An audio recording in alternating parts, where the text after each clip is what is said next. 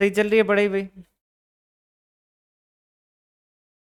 कर रहे हो नोट्स रिवीजन कर रहे हो? किस किस ने जो सब्जेक्ट क्लियर किया है, कुछ एक दो एक दो? नोट्स जो है वो रिवीजन ज़्यादा से ज़्यादा कीजिएगा, अच्छे से अच्छे कीजिएगा। सही चल रही है, बहुत बढ़िया भाई। एग्जाम तक खुद के लिए नेगेटिव तो बिल्कुल ही नहीं बोले कि याद बस एक बार पढ़ते ही होता है। इस तरीके से बोलते रहिए कि एक बार पढ़ा, और मेरी तो जो मेमोरी है वो फोटोग्राफिक मेमोरी, एक बार पढ़ लिया और माइंड में कैप्चर हो जाता है। इस तरीके की बातें ही करते रहिएगा खुद के बारे में। करें शुरू भाई?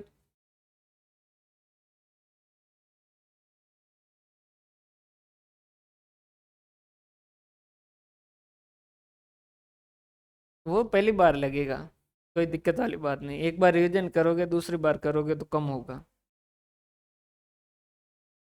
उसकी चिंता नहीं करो।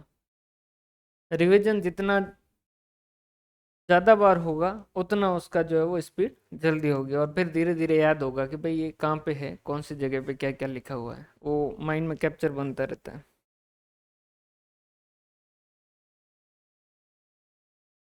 बिल्कुल भाई, अभी जो है वो सबसे माइंड जो है वो पीक पे काम कर रहा है। शुरू करें भाई? क्या क्या डिस्कस करना है? Distribution of dividend.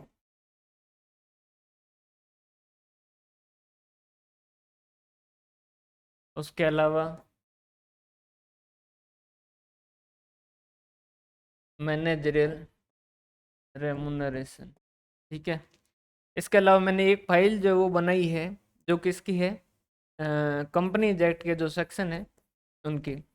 बाकी तो वैसे जो चैप्टर थे उनके अंदर लिखे हुए हैं। बाकी ये जो है 128 से लेके 138 तक के एक बार लिखे हैं, जो इम्पोर्टेंट है उसके अंदर लिखा हुआ है कि भाई जैसे किसमें कौन सी चीज़ जो है वो कहाँ लिखी हुई है, ये मैंडेटरी कहाँ लिखा हुआ वगैरह वगैरह। ये 2-3 पेज के अंदर जो मैंने लिखे हैं उनको पढ़िएगा, वो भी ज़्यादा काम के हैं। वैसे अभी मैं पढ़ाऊँगा सारे। और उसके अलावा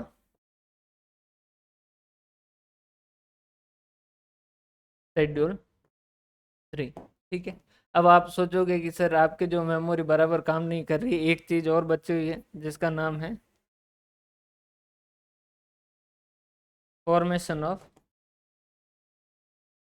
कंपनीज। तो ये वाला टॉपिक है, ये आपको ऑडिट के अंदर संदीप सर जो है वो डिस्कस करेंगे।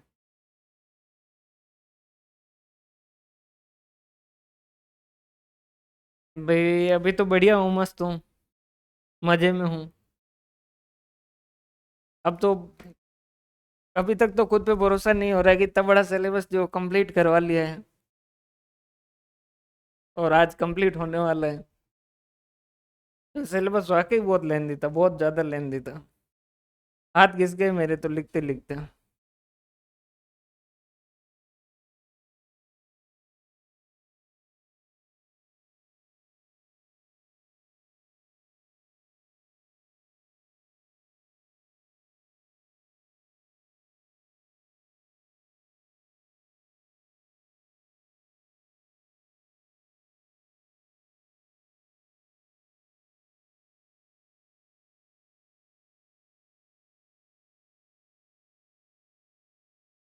शुरू करें भाई? Distribution of dividend. सबसे पहला क्वेश्चन कि डिविडेंड किससे दिया जा सकता है, अगर आपसे पूछा जाए।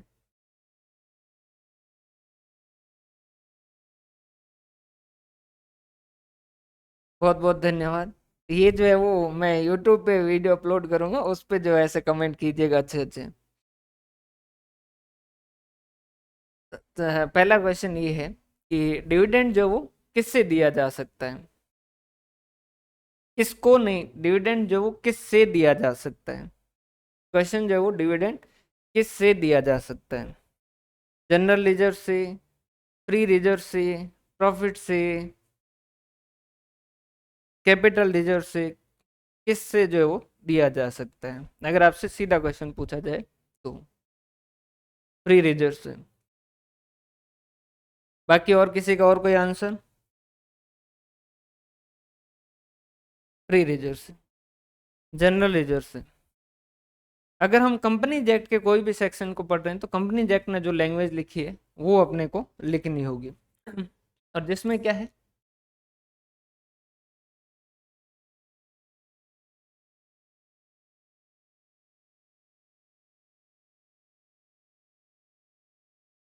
सेक्शन 123(1) जो इसके बारे में बात करता है, और वो क्या कहता है, किससे दिया जा सकता है, profit after depreciation of current year से। क्लियर है? तो अगर क्वेश्चन पूछा जाए तो आपका आंसर जो जनरल रिजर्व, फ्री रिजर्व वगैरह नहीं होगा, आपका क्या होगा, प्रॉफिट जो कि है डेप्रिसिएशन लेस करने के बाद में। और डेप्रिसिएशन किसके हिसाब से, शेड्यूल 2 के हिसाब से। शेड्यूल 2 जो डेप्रिसिएशन की मिनिमम रेट बताता है। हमने कहा कि अगर इस साल प्रॉफिट नहीं हुआ तो कहाँ से दिया जा सकता है, प्रॉफिट ऑफ प्रीवियस ईयर्स। ठीक है, वो भी आफ्टर डेप्रिसिएशन। डेप्रिसिएशन जो वो दोनों जगह किससे दे रखा है, किस में दे रखा है, डेप्रिसिएशन का लिए एक शेड्यूल दे रखा है, शेड्यूल जो वो सेकंड है। और वहाँ पर जो वो क्या दे रखी है, मिनिमम रेट जो वो दे रखी है कि इतना तो आपको देना है। हमने कहा कि अगर इससे भी नहीं हो तो उस केस के अंदर तो उन्होंने कहा कि आप इन दोनों का कॉम्बिनेशन बना सकते हैं, कुछ इस साल वाले से और कुछ पीछे वाले साल से, combination of A and B. और या फिर मनी प्रोवाइडेड बाय सेंट्रल और स्टेट गवर्नमेंट। तो अगर क्वेश्चन पूछा जाए और उसके अंदर आंसर इस तरीके से है, मतलब ऑप्शन इस तरीके से, तो ध्यान रखिएगा जो सेक्शन है 123 से वो क्या कहता है कि डिविडेंड जो किससे दिया जा सकता है, तो वो कहता है कि डिविडेंड दिया जा सकता है इस साल के प्रॉफिट से। लेकिन ध्यान रखना है कि डिविडेंड डिस्ट्रीब्यूट करो उससे पहले उस प्रॉफिट से आपका जो डेप्रिसिएशन है वो लेस हो जाना चाहिए। और डेप्रिसिएशन किसके हिसाब से, शेड्यूल 2 के हिसाब से। हमने पूछा शेड्यूल 2 के अंदर क्या लिखा है, तो उन्होंने कहा शेड्यूल 2 के अंदर जो वो मिनिमम रेट जो है वो लिख रखी है। हमने कहा कि अगर इस साल का प्रॉफिट सफिशिएंट नहीं है डिविडेंड देने के लिए तो क्या करें, तो सेक्शन 123(1) के अंदर ही लिखा है तो कि कोई बात नहीं, आप प्रीवियस ईयर का जो प्रॉफिट है उससे भी जो वो डिस्ट्रीब्यूट कर सकते हो। लेकिन उसमें भी ध्यान यही रखना है कि वहां पर जो डेप्रिसिएशन है वो लेस हो चुका होना चाहिए। या फिर आप इन दोनों के कॉम्बिनेशन से भी जो है वो दे सकते हो, मतलब कि कुछ इस साल का प्रॉफिट और कुछ जो पुराने साल का प्रॉफिट जो उससे भी दिया जा सकता है। उसके बाद में कई बार जो वो गवर्नमेंट अगर कुछ पैसा देती है तो उस केस के अंदर उस पैसे से भी डिविडेंड जो वो दिया जा सकता है। ये पॉइंट समझ आया आपको?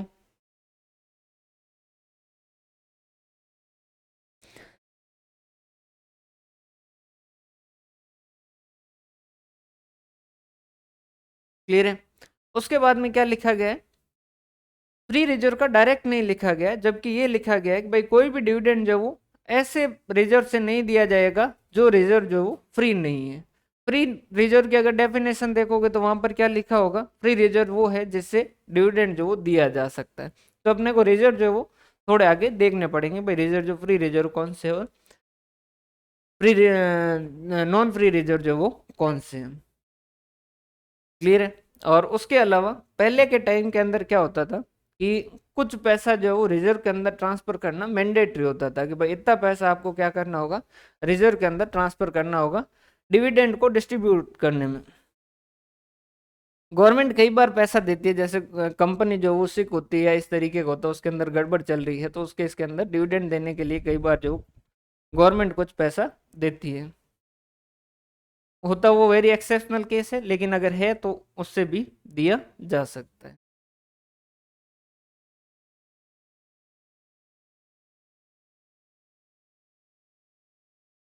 ठीक है भाई, यहाँ तक में कोई डाउट नहीं और क्लियर है। पहले के टाइम में क्या होता था, पहले के टाइम में कुछ परसेंटेज दे रखे होते थे कि इतना पैसा जो आपको क्या करना होगा, रिजर्व के अंदर ट्रांसफर करना होगा। अभी क्या कहा गया कि भाई रिजर्व के अंदर उतना पैसा ट्रांसफर कीजिए जितना आपको अप्रोप्रिएट लगे। अब इसका मतलब क्या है, जब ये लिख दिया गया कि भाई अप्रोप्रिएट जितना लगा उतना पैसा रिजर्व में ट्रांसफर करो, मतलब अब कोई बाध्यता नहीं है। अगर कोई चाहे तो रिजर्व में ट्रांसफर करे, चाहे तो नहीं करे, चाहे तो बहुत ज्यादा करे, चाहे तो बहुत कम करे। रिजर्व में जितना पैसा करेंगे, रिटेन अर्निंग जितनी रखेंगे, उतना जो ग्रोथ प्रोस्पेक्टिव ज्यादा होगा। लेकिन उसमें कई चीजें अपन एफए में पढ़ते हैं कि भाई अपने हाथ में प्रोजेक्ट कैसे हैं, उनके ऊपर रेट ऑफ रिटर्न कितनी है, ये सारी चीजें जो मैटर करती है, तो वो सारी चीजें देख के अपन ये जो डिविडेंड डिस्ट्रीब्यूट करते हैं। बाकी यहाँ ऐसा कुछ भी नहीं लिखा है कि भाई इतना पैसा जो आपको ट्रांसफर करना ही है।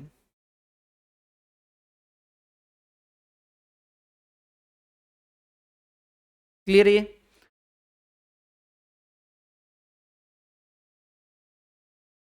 एक चीज हमेशा ध्यान रखिएगा, एक स्पेसिफिक पॉइंट होता है कि कैपिटल को डिविडेंड के रूप में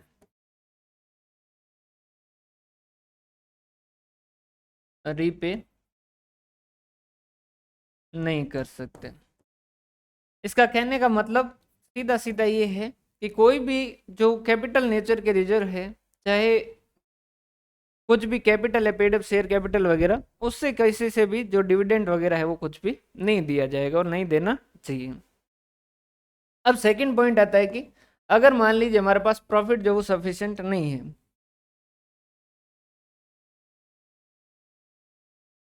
in case of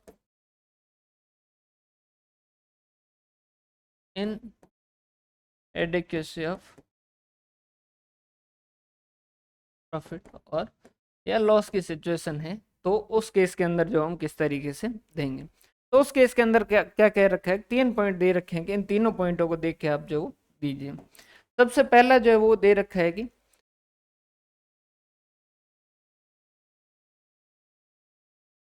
point number A कि आपका रेट ऑफ डिविडेंड जो वो क्या होना चाहिए,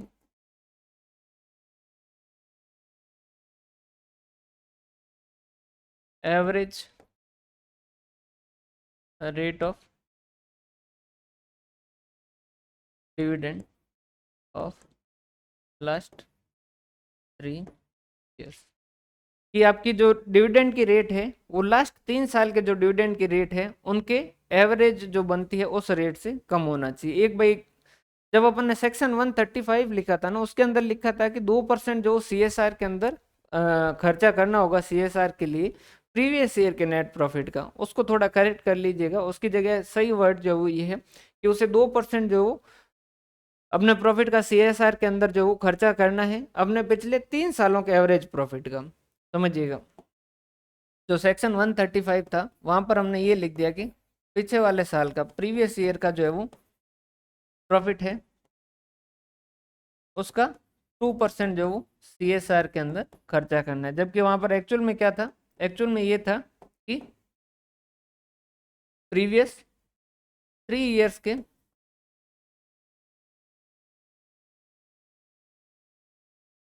एवरेज प्रॉफिट जो है उसका 2% जो वो सीएसआर के अंदर ट्रांसफर करना है। क्लियर है? पहली चीज तो क्या लिखिए कि रेट ऑफ डिविडेंड जो है ये करेक्ट कर लीजिएगा, और मैं करेक्ट करके भी नोट्स जो वो अपडेट कर दूंगा। हिंदी के नोट्स मिल गए ना सारे, आपने चेक कर चुके हो भाई?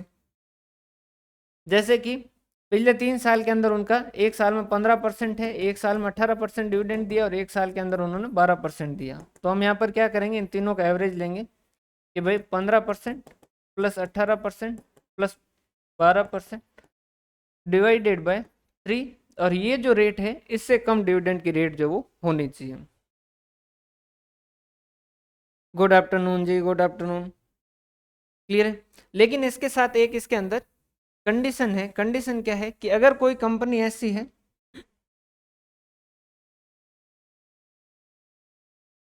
अगर कोई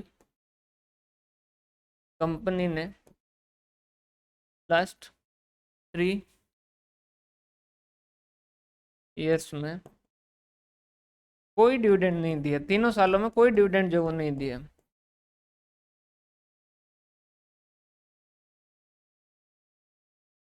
नहीं दिया है तो उसको ये कंडीशन नहीं लगेगा। क्लियर है भाई? पहली कंडीशन क्या है कि जो रेट ऑफ डिविडेंड है आपकी, वो लास्ट 3 ईयर के जो डिविडेंड रेट है उसके एवरेज से कम होनी चाहिए। लेकिन अगर कोई कंपनी ऐसी है जिसने लास्ट 3 ईयर के अंदर कोई भी डिविडेंड नहीं दिया है, तो उसको ये पहली वाली कंडीशन जो वो चेक करने की जरूरत नहीं है, इसको देखने की जरूरत नहीं है।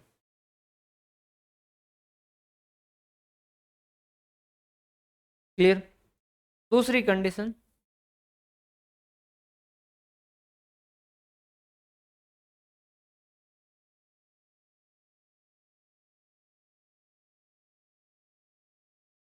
Total amount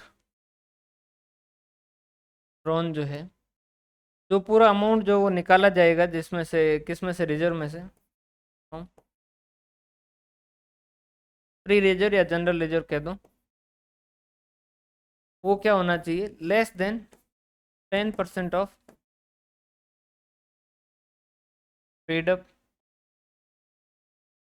capital and free reserve. मान लीजिए 100 रुपये जो है वो रिजर्व के हैं, सॉरी 100 रुपये पेड अप कैपिटल के हैं और 20 रुपये फ्री रिजर्व के हैं। तो मैक्सिमम पैसा कितना निकाला जा सकता है इसका? 10%। तो 120 का 10% मतलब कि कितना, 12 रुपये जो है वो निकाले जा सकते हैं किसके लिए, डिविडेंड को डिस्ट्रीब्यूट करने के लिए। समझ आई दोनों कंडीशन?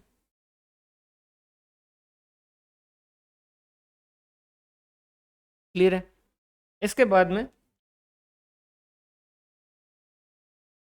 एक और कंडीशन है। सर क्या इनमें से कोई एक कंडीशन फॉलो करनी है क्या? नहीं, सारी फॉलो करनी है। तीसरी सिचुएशन जो वो ये है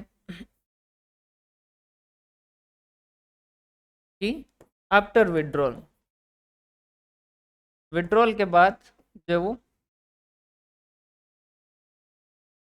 रिजर्व का balance paid up share capital के 15% से कम नहीं होना चाहिए। जैसे कि अपनी पेड अप कैपिटल जो है वो है 100 रुपये, तो उस केस के अंदर अपन क्या कहेंगे, और रिजर्व जो है वो मान लीजिए 30। तो अपने को मिनिमम उसके बाद कितना रिक्वायरमेंट है इसका, 15%, मतलब कि 15 रुपये का बैलेंस रखना है। मतलब कि अपन कितना यूज कर सकते हैं, 30 में से 15 रखने हैं, मतलब कि 15 रुपये जो वो यूज कर सकते हैं डिविडेंड के लिए। बिल्कुल दोनों है।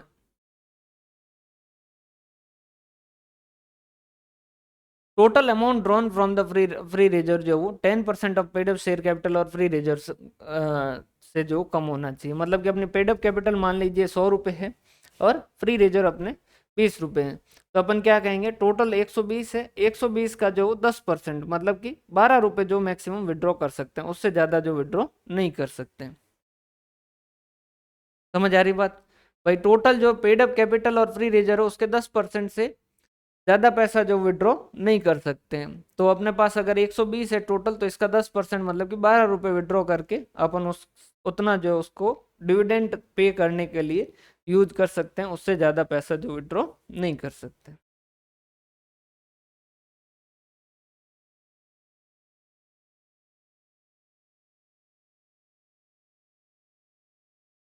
हाँ जी, होता है, फिक्स होता है।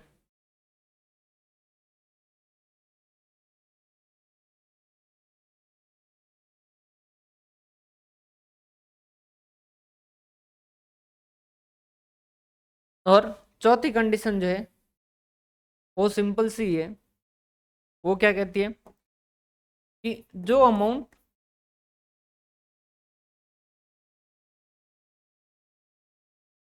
विड्रॉ करेंगे वो पहले प्रेफरेंस शेयर होल्डर के डिविडेंड के पेमेंट के लिए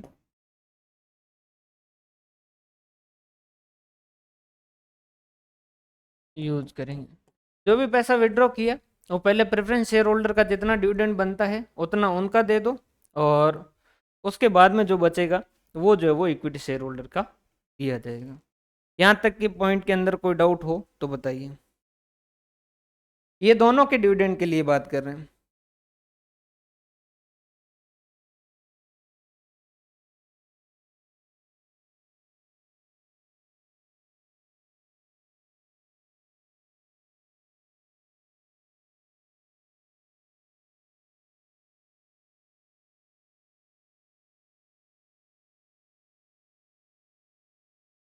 क्लियर है।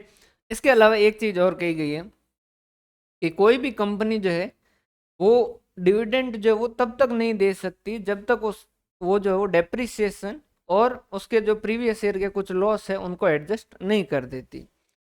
उनको एडजस्ट करने के बाद ही जो है वो पैसा बचेगा उससे डिविडेंड दे सकती है। लेकिन गवर्नमेंट कंपनी है तो गवर्नमेंट कंपनी के केस में रिलैक्सेशन है, उसको ये रूल फॉलो करने की जरूरत नहीं है। मतलब कि सॉरी, वो लॉस को सेट ऑफ करने से और डेप्रिसिएशन को सेट ऑफ करने से पहले भी जो वो इसका इस्तेमाल कर सकती है। अपन ने जब गवर्नमेंट अकाउंटिंग पढ़ा था तो वहां पर ये भी पढ़ा था कि वहां पर डेप्रिसिएशन का पूरा सिस्टम ही जो वो अलग तरीके से ही चलता है। तो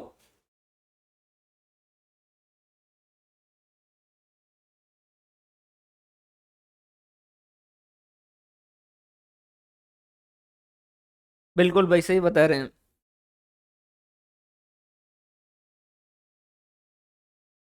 क्लियर है। इसके अलावा एक दो पॉइंट और है जो कि वैसे नोट्स में लिखे हैं, मैं बता देता हूँ अभी, बाकी नोट्स में देखेंगे तब अपन और ज़्यादा अच्छे से समझेंगे। इस 123 के अंदर सेक्शन 123 के अंदर दूसरा दे रखा है कि अगर किसी कंपनी ने सेक्शन 73 और 74 के अंदर, जिसमें क्या होता है कंपनी की कुछ लाइबिलिटीज होती है जिनको पेमेंट करना है, उनको पेमेंट करने में अगर उसका डिफॉल्ट हो रखा है तो उसको कहा रखा है कि भाई सोचना भी मत डिविडेंड डिक्लेयर करने के बारे में। मतलब तुम लाइबिलिटी का पेमेंट जो वो नहीं कर रहे हो और तुम कह रहे हो कि हम जो है वो हमारे शेयर होल्डर को पैसा देना चाहते हैं, तो कहा कि इसके बारे में सोचना भी मत।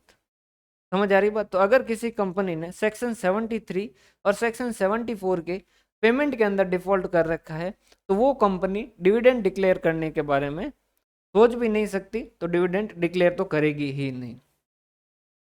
क्लियर। ये उसकी बेसिक कंडीशन है डिविडेंड डिक्लेयर करने के लिए कि भाई डिविडेंड कब डिक्लेयर कर सकता है। अब इसका आता है डिविडेंड डिक्लेयर करने का प्रोसेस। देखो सेक्शन कैसे चलते हैं, 123 से लेके 127 ये जो है वो डिविडेंड के बारे में बात करते हैं। ठीक है, ये अभी यहाँ इस चैप्टर के अंदर डिस्कस करेंगे। 128 से लेके 137 तक ये जो है वो अकाउंट के बारे में कि भाई एज के हिसाब से, अक्रूवल के हिसाब से सारे सारे जो भी बातें हैं, एज कौन इश्यू करेगा, ऐसे कौन इश्यू करेगा वगैरह वगैरह, इसके बारे में ये जो है इनकी मैंने समरी बना के दे रखी है, तो आज उसको भी डिस्कस करेंगे। उसके बाद में सेक्शन 138 से लेके सेक्शन 138 से लेके सेक्शन 148 जो कि आपके चलेंगे ऑडिट के, जो कि आपको संदीप सर करवाएंगे। और इसके अलावा सेक्शन जो है वो अभी और डिस्कस करेंगे, अभी मैनेजरियल रेम्यूनरेशन, तो वहाँ आएंगे 196 से लेके 200 तक के।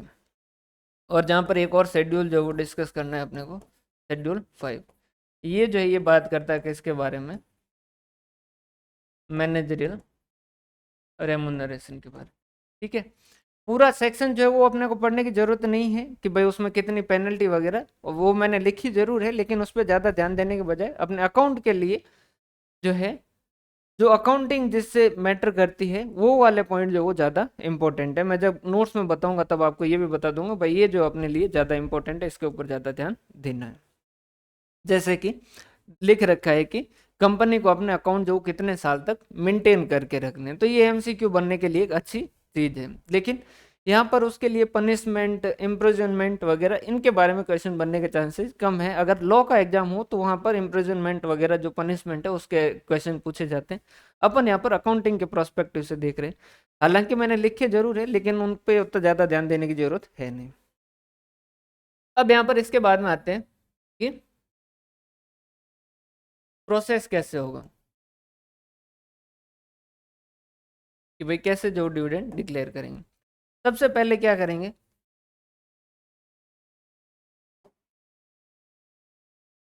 बोर्ड ऑफ डायरेक्टर जो है वो क्या करेंगे, रेट तय करेंगे कि भाई हम जो है इस साल 10% डिविडेंड देना चाहते हैं या 12% देना चाहते हैं, जो भी। क्लियर है।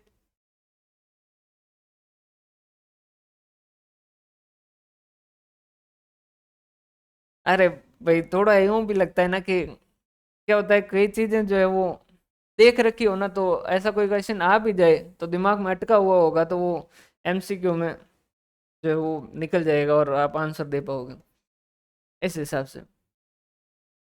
बीओडी, सबसे पहले बोर्ड ऑफ डायरेक्टर जो वो रेट तय करेंगे। उसके बाद में ये कहाँ जाएंगे, शेयर होल्डर की मीटिंग के अंदर। शेयर होल्डर की मीटिंग के अंदर जो क्या करते हैं, फाइनेंशियल स्टेटमेंट वगैरह सारे के सारे रखते हैं। और शेयर होल्डर की मीटिंग के अंदर इन्होंने कहा जैसे कि हम 10% डिविडेंड जो वो देना चाहते हैं, तो अब आखिर तो शेयर होल्डर जो वो अप्रूव करेगा। पहला क्वेश्चन जो है वो आप इसका आंसर दीजिएगा, क्या ये स्टेटमेंट सही है या नहीं है। Share holder board of direct के द्वारा तय की गई रेट को इंक्रीज कर सकते हैं। Share holder board of director की तय की गई रेट को इंक्रीज कर सकते हैं, क्या ये सही है। No, board of director shareholder की तय की गई रेट को कम कर सकते हैं, क्या ये स्टेटमेंट सही है।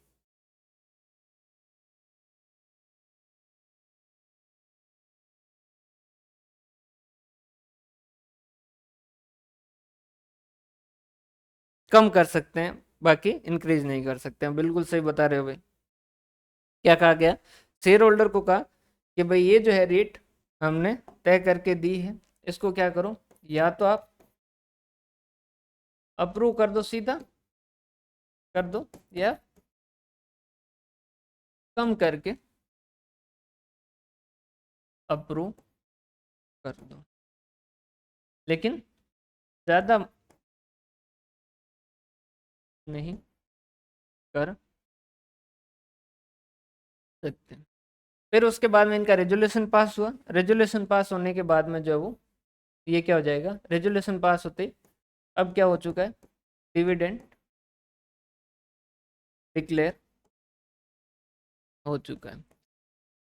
डिविडेंड डिक्लेयर के अंदर पहले क्या होता था, एक एस 4 था जो कि बात करता था बैलेंस शीट के बाद के आइटम, जो कि जैसे बैलेंस शीट के डेट के अंदर थे।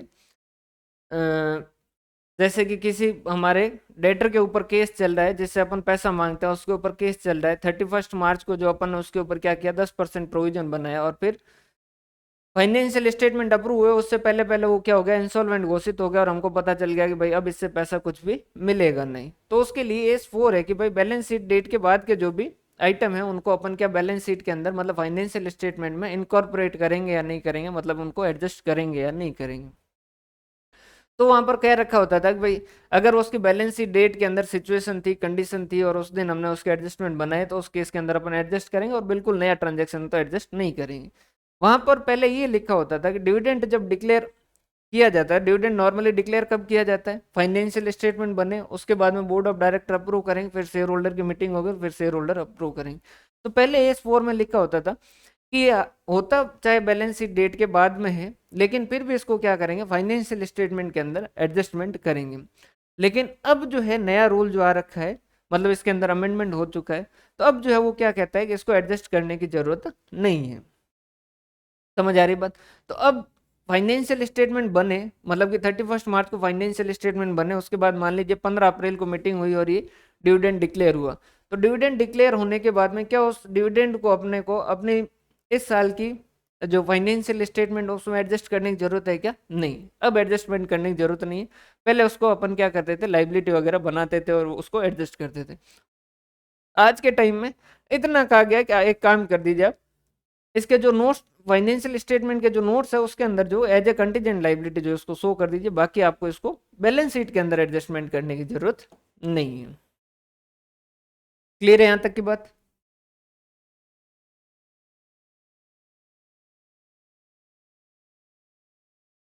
अब जैसे ही डिविडेंड डिक्लेयर हुआ तो उसके बाद में क्या करना है, अब जैसे ही डिविडेंड डिक्लेयर किया उसके बाद में अब ये पैसों पे अपना अधिकार है क्या? नहीं। तो उसके लिए क्या कहा गया कि एक सेपरेट अकाउंट ओपन करो। कितने दिन में? 5 डेज में। और उससे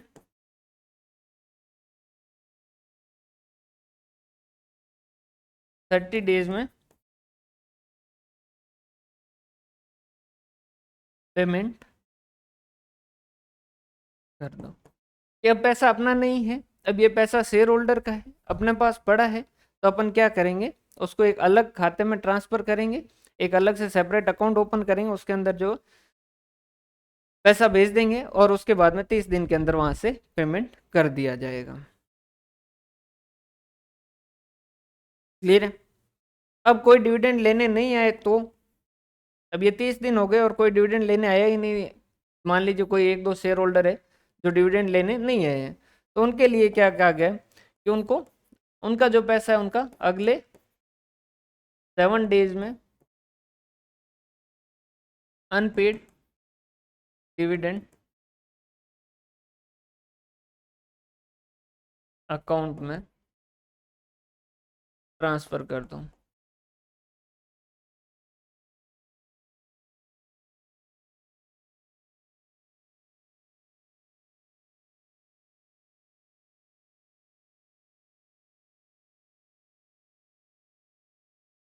क्लियर है भाई?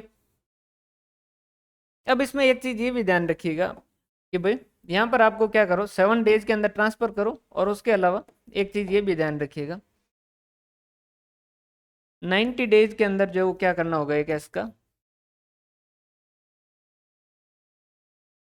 90 डेज में एक स्टेटमेंट भी बनाना है। तो स्टेटमेंट क्या बनाना है, उसके अंदर ये लिखना है कि भाई कौन शेयर होल्डर है, उसने कितने शेयर होल्ड कर रखे हैं, मतलब पूरा उसका जो कच्चा चिट्ठा,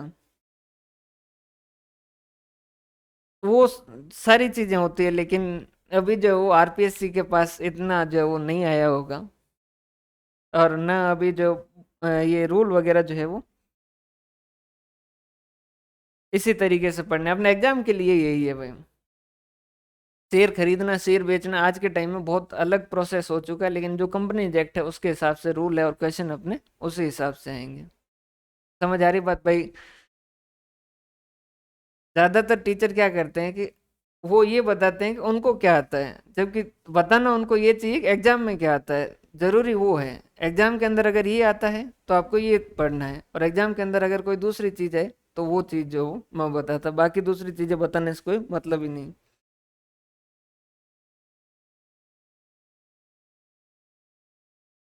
ठीक है, 7 दिन हो गए। अब 7 दिन हो गए और उसके बाद में जो है इसके अंदर ट्रांसफर कर दिया। अब 7 साल हो गए और शेयर होल्डर का,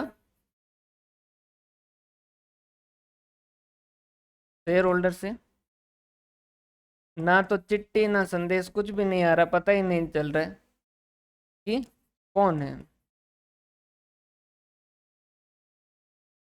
अभी भी वो जो है वो लेने नहीं आया है, तो उस केस के अंदर अब क्या कर दूं, इस पैसे को investor education and protection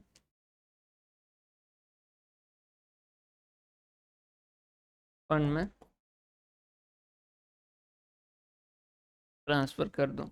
sir ये ऐसा क्यों होता था कि पैसा लेने के लिए नहीं आते थे? कई बार तो अनअवेयरनेस की वजह से आते हैं, और कई बार जो है ये होता था कि बेनामी संपत्तियां होती थी, लोग शेयर खरीद के रख देते थे, और फिर टैक्स के चक्कर के अंदर जो वो बताते नहीं थे, और इस तरीके की सिचुएशन होती थी, तो वहां पर जब ये पीछे पड़े तो उसके बाद में लेने नहीं आते, ऐसी भी सिचुएशन होती थी।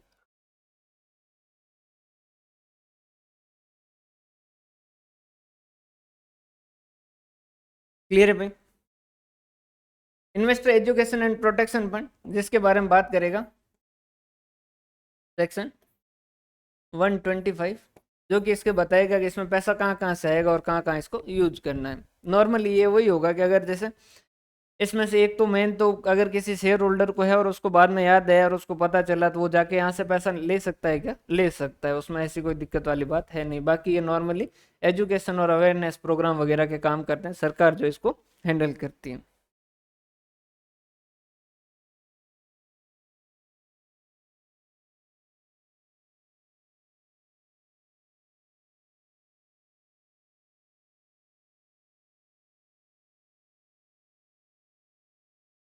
ठीक है भाई, यहाँ तक की बात समझ आई?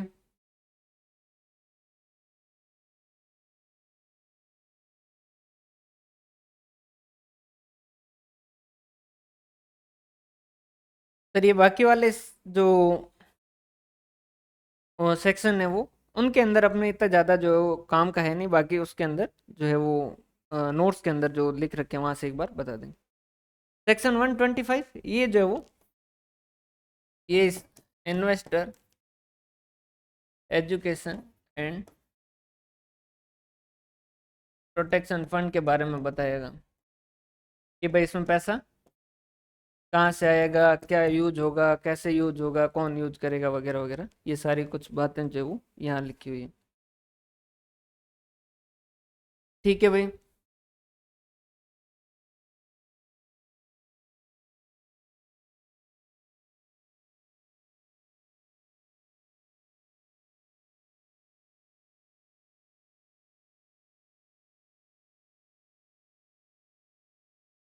क्लियर है? इसके अलावा इस पूरे चैप्टर के अंदर कुछ दो चार पॉइंट जो वो और जो है वो समझने लायक है। एक तो पहला, क्या सिक्योरिटी प्रीमियम से डिविडेंड दे सकते हैं या नहीं दे सकते हैं, अलग अलग का है ना। डिविडेंड दे सकते नहीं? सिक्योरिटी प्रीमियम से डिविडेंड दे सकते हैं क्या भाई?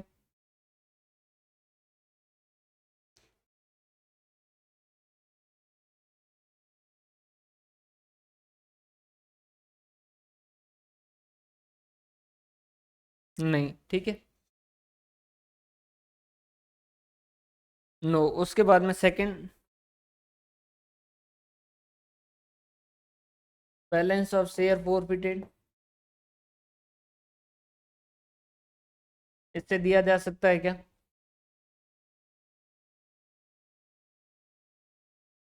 बैलेंस ऑफ शेयर फोरफिटेड से?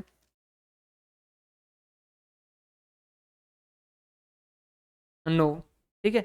जब तक शेयर फोरफिट री इश्यू नहीं करेंगे तब तक शेयर फोरफिचर अकाउंट में रहेगा, और उसके बाद में इसका जो बैलेंस बचेगा वो कैपिटल लेजर में ट्रांसफर होगा। बाकी इससे डिविडेंड जो है वो नहीं दिया जाएगा। उसके बाद में नेक्स्ट पॉइंट है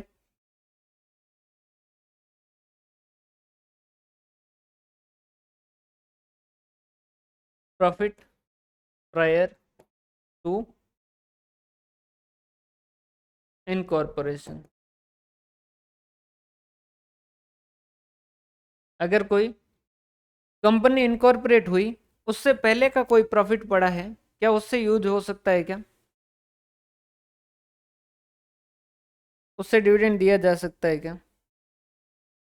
नहीं, ठीक है। एक सेकंड में ये प्री वाला देख लेता हूँ, प्री इनकॉर्पोरेशन। इंटर का बैच लियो, काफ़ी टाइम हो गया तो कुछ चेंज नहीं आया, तो उसके बाद मैं आपको बता देता हूँ।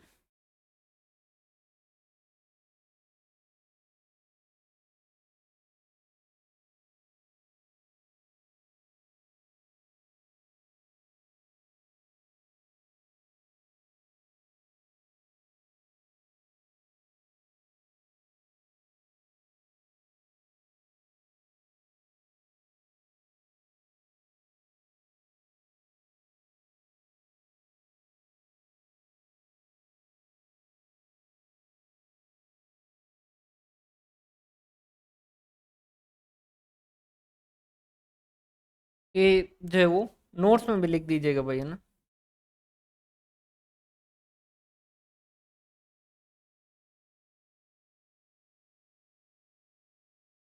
Pre acquisition profit, pre acquisition loss है, सॉरी प्री इनकॉर्पोरेशन है, एक्विजिशन गलत लिख दी।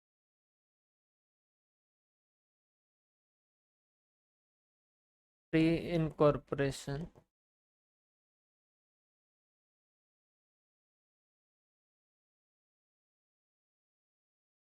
प्री इनकॉर्पोरेशन अगर प्रॉफिट है तो वो किस में ट्रांसफर होगा,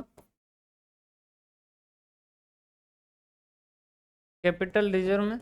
और अगर प्री एक्विजिशन लॉस है तो उसे क्या माना जाएगा, गुडविल माना जाएगा, प्री इनकॉर्पोरेशन सॉरी। मतलब कंपनी इनकॉर्पोरेट हुई उससे पहले मान लीजिए कंपनी जो क्या कर रही थी, बिजनेस शुरू कर दिया था उसने, बिजनेस कर रही थी, और उसके बाद में उसने क्या किया, उस पुराने वाले प्री इनकॉर्पोरेशन वाले बिजनेस को क्या किया, टेक ओवर किया है। तो हो सकता है कि कंपनी इनकॉर्पोरेट हुई उससे पहले जो बिजनेस किया उसके अंदर प्रॉफिट हो, या हो सकता है कि उसके अंदर क्या हो, लॉस हो। अगर उसके अंदर प्रॉफिट है तो उस प्रॉफिट को कहाँ ट्रांसफर किया जाएगा, कैपिटल लेजर के अंदर। और अगर पुराना कोई लॉस है और उसको एक्वायर किया गया है तो उसे किस में ट्रांसफर किया जाएगा, गुडविल के अंदर किया जाएगा, बिजनेस एक्विजिशन कॉस्ट के हिसाब से माना जाएगा। इसको क्या माना जाएगा, ये किसके जैसा होगा, business acquisition.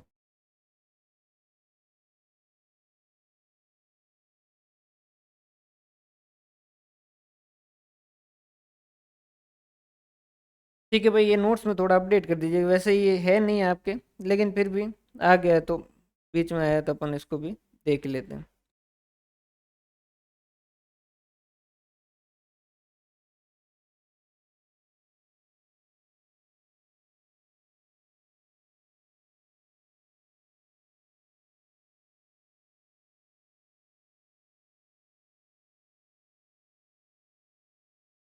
Profit on sale of fixed asset, कैसे यूज किया जा सकता है क्या,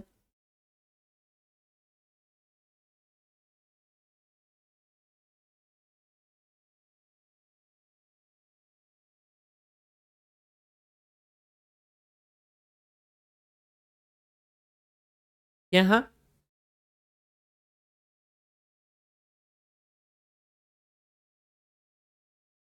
बिल्कुल नहीं दे सकते भाई।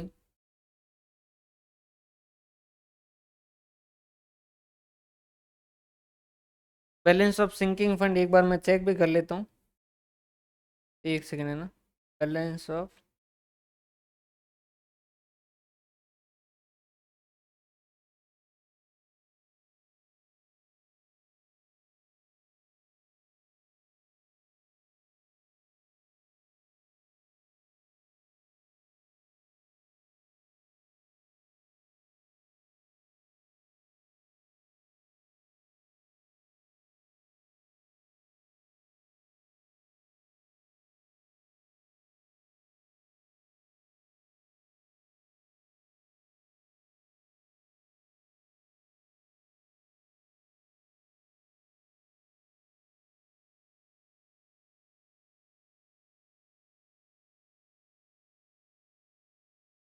चलो मैं इसको एक बार चेक कर लूंगा, बाकी इन जनरल मेरे हिसाब से तो नहीं होना चाहिए। देखो यहाँ जो है, यहाँ सीधा मना नहीं करना है, यहाँ क्या कहना है कि सोच कर बताऊंगा, और आगे वाले को कहना है कि भाई सीधा मना नहीं करें तुम्हारे प्रपोजल को, सोच के बताएंगे। सोच के बताएंगे मतलब कंडीशन है, कंडीशन में क्या है, एक तो आर्टिकल जो है वो परमिट करे, और एक वो केस में रियलाइज हो, तो उस केस के अंदर अपन क्या करेंगे, उसको जो वो यूज कर सकते हैं। बाकी इन जनरल अगर आपसे कोई पूछे तो उस केस के अंदर अपन क्या करेंगे, मना करेंगे। अगर कोई पूछे तो अपन क्या कहेंगे, नहीं, अपन कहेंगे कि भाई दे सकते हो, लेकिन ये दो कंडीशन है, तो उसी केस के अंदर जो वो दे सकते हो। क्लियर है। और उसके बाद में एक जो है वो ये कॉलेज की बुक के अंदर लिखे हैं और सीधे सीधे इनसे क्वेश्चन उठाएंगे जो है रिवैल्यूएशन रिजर्व। क्या रिवैल्यूएशन रिजर्व से दिया जा सकता है क्या?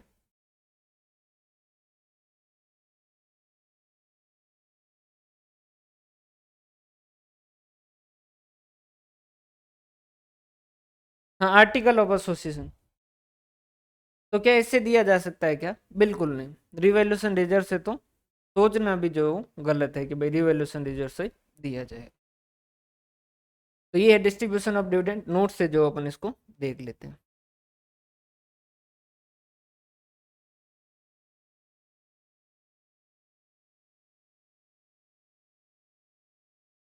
डिविडेंड सेक्शन जो है वो 235 के अंदर इसकी डेफिनेशन दे रखी है। क्या दे रखी है कि डिविडेंड जो वो इंक्लूड इंटरिम डिविडेंड। उसके बाद में डिविडेंड जो वो किन से दिया जा सकता है, ये चारों जो अपन ने जो लिखे हैं वही है सेम। उसके बाद में आज के टाइम में ट्रांसफर सच परसेंटेज लिखा है। उसके बाद में ये चार कंडीशन, अगर प्रॉफिट नहीं है तो उसके इसके अंदर ये चार कंडीशन है।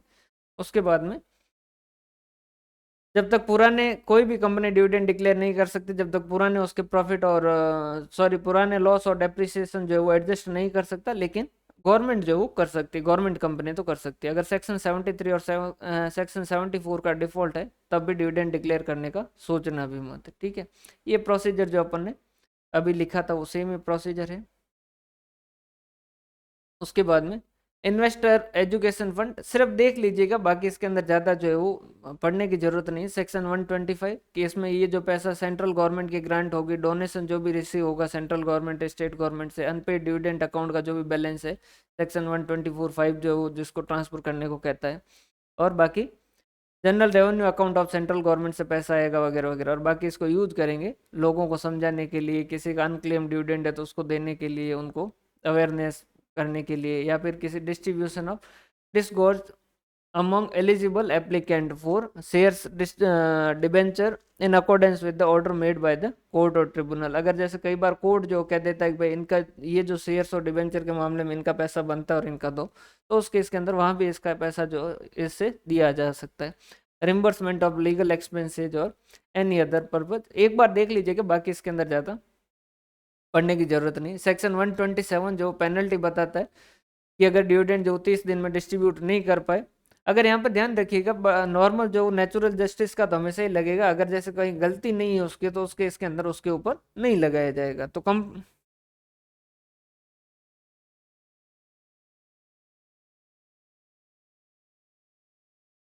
हाँ, जनरल लेजर से यूज कर सकते हैं। जनरल लेजर जो है वो फ्री लेजर, उसमें कोई दिक्कत नहीं।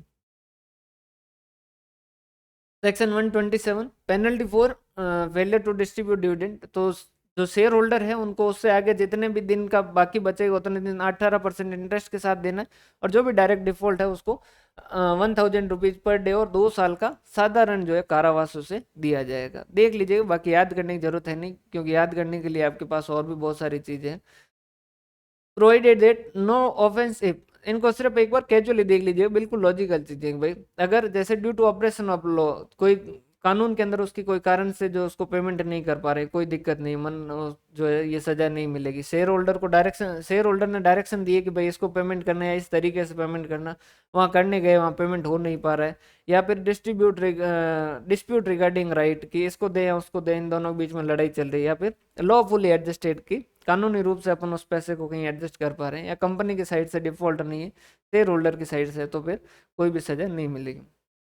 अगर कोई भी सेक्शन जो है 124 का जो कि प्रोसेस का बात कर रहा है, अगर उसमें कहीं पे भी जो है वो फॉलो नहीं कर पाते हैं तो कंपनी पे 5 लाख से 25 लाख तक का, और ऑफिसर पे 1 लाख से 5 लाख तक का। देख लीजिएगा, ज़्यादा इस पे जो वो करने की जरूरत नहीं। इंटरिम डिविडेंड जो वो क्या है, देखो सेक्शन 235 में डेफिनेशन में क्या लिखा है, डिविडेंड इंक्लूड इंटरिम डिविडेंड, बस इतना ही लिखा है। तो जो डिविडेंड की बातें हैं वो इंटरिम डिविडेंड की। इंटरिम डिविडेंड का मतलब क्या है, तो एजीएम के बीच में जो डिविडेंड दिया जाता है उसे अपन क्या करते हैं, इंटरिम डिविडेंड कहते हैं। डिविडेंड नॉर्मली साल जब खत्म होता है तब देते हैं, बाकी इंटरिम डिविडेंड बीच में दिया जाता है। The provision of opening of separate bank account वगैरह सारा कुछ ये कह रहा है कि सेम है। एक्स्ट्रा पॉइंट, ये जो कैपिटल जो भी अभी अपन बात कर रहे थे ये वाले हैं, रिवैल्यूएशन रिजर्व से तो डिविडेंड देने का सोचना भी मत। और प्रोसीजर और डिविडेंड जो दे रखे हैं सेक्शन 123, 24, 25, 26, 27, और उसके बाद में जो है वो ये ध्यान रखिएगा टेबल एफ के जो 80 से लेके 88 तक के जो है वो भी इसके बारे में बात करते हैं। हालांकि वो बात कुछ भी नहीं करते, वो सिंपल सिंपल सी बात करते हैं भाई कैसे देना वगैरह, ये सेम ही बात रिपीट होती है। अकाउंटिंग स्टैंडर्ड 4 पहले जो उसको क्या करता था, dividend declare after balance sheet date but before financial statement are approved, the dividend are to be recognized as liability at the balance sheet date because of the obligation exists at the time of unless a statute required otherwise. Such dividend are disclosed in notes. ये पहले इस तरीके से करते थे, लेकिन अब ये डिविडेंड जो क्या होगा नोट्स में होगा। The provision of corporate dividend distribution tax जो है वो इसमें ध्यान रखिएगा, ये वाला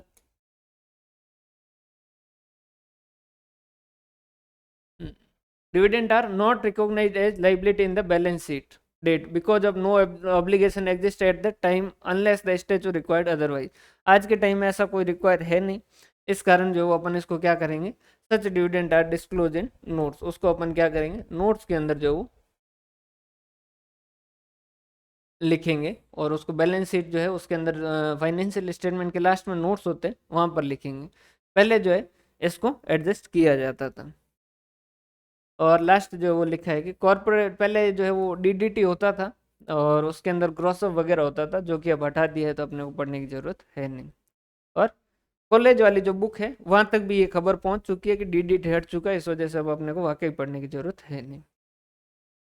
बाकी जैसे मैनेजरियल रेमुनरेशन वगैरह वहां पर अभी भी कई जो पुराने सेक्शन है वो लेके चल रहे हैं, तो अपने को वहां देखने पड़ जाते हैं। ठीक है भाई, डिस्ट्रीब्यूशन ऑफ डिविडेंड के अंदर कोई डाउट हो तो बताइए।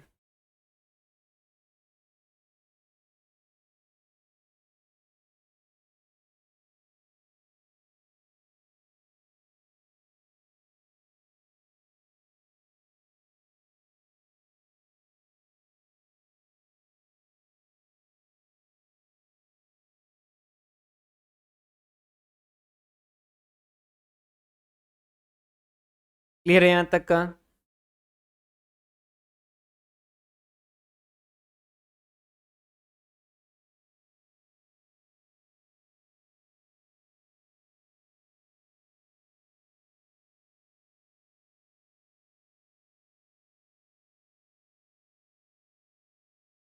क्लियर है। इसके बाद में नेक्स्ट जो है वो अपना टॉपिक है मैनेजरियल रेमुनरेशन।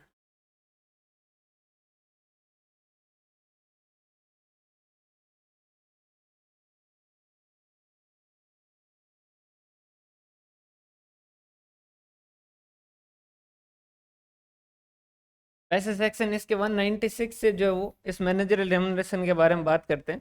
पहले मैनेजरियल जो पर्सन है उनके बारे में बात करते हैं, लेकिन अपने काम का जो है वो सेक्शन 197 है, 198 है, 199 है और 200 है, और एक जो है वो शेड्यूल 5 है। सेक्शन 197 जो है वो बात करता है सेक्शन 129,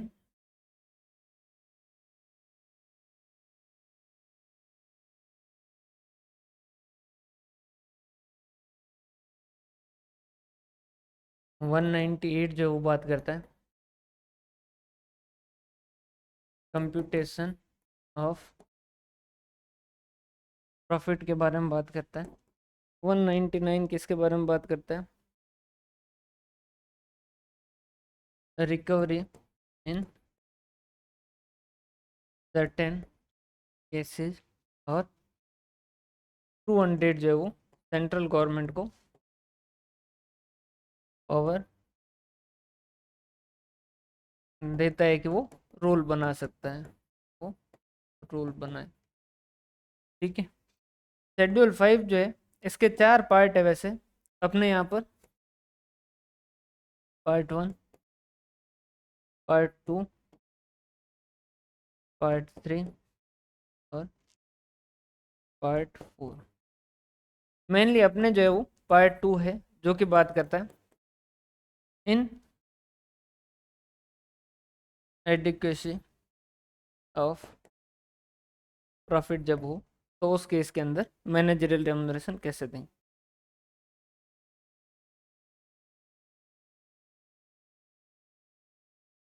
इतना नहीं करना है भाई, कॉलेज की बुक के अंदर वो उस तरीके का सिस्टम नहीं होता है।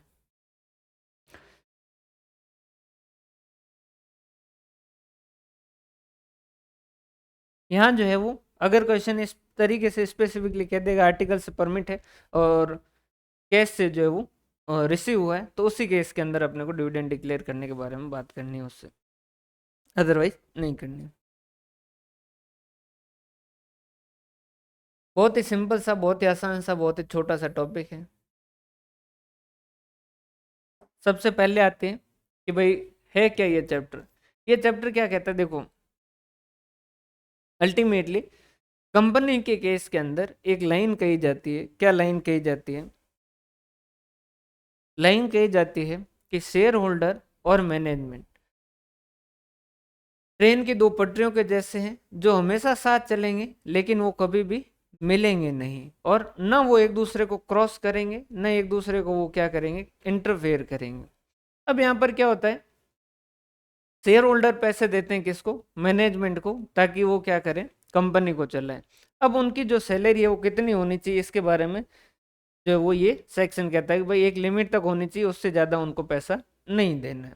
तो पहला क्वेश्चन आता है कि मैनेजरियल रेम्युनरेशन में आप बात कर रहे हो, ये मैनेजरियल रेम्युनरेशन में मैनेजरियल पर्सनल कौन है, मतलब कि किसके बारे में, किन के रेम्युनरेशन के बारे में बात कर रहे हो। तो यहाँ पर कहा गया कि मैनेजरियल पर्सन कौन है।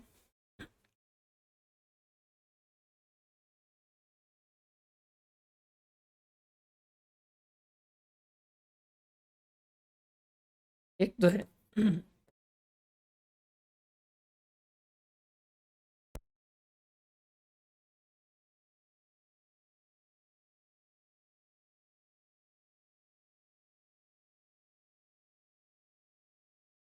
एक तो है ऑल टाइम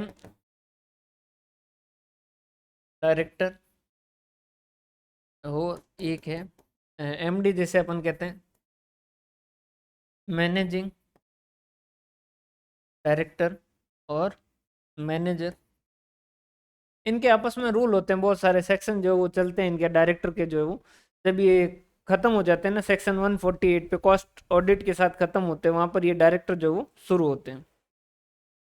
तो इनके बारे में जो पूरे रूल है, किस तरीके से इनका अपॉइंटमेंट होगा वगैरह, वो सारी बातें अपने काम की नहीं है, अपने जो इनके रेम्युनरेशन से रिलेटेड है। और फाइनल अकाउंट के अंदर जब भी वैसे जहां भी दिया गया ये चैप्टर, वहां पर ये मैनेजरियल रेम्युनरेशन का इतना पार्ट जो वो दिया गया।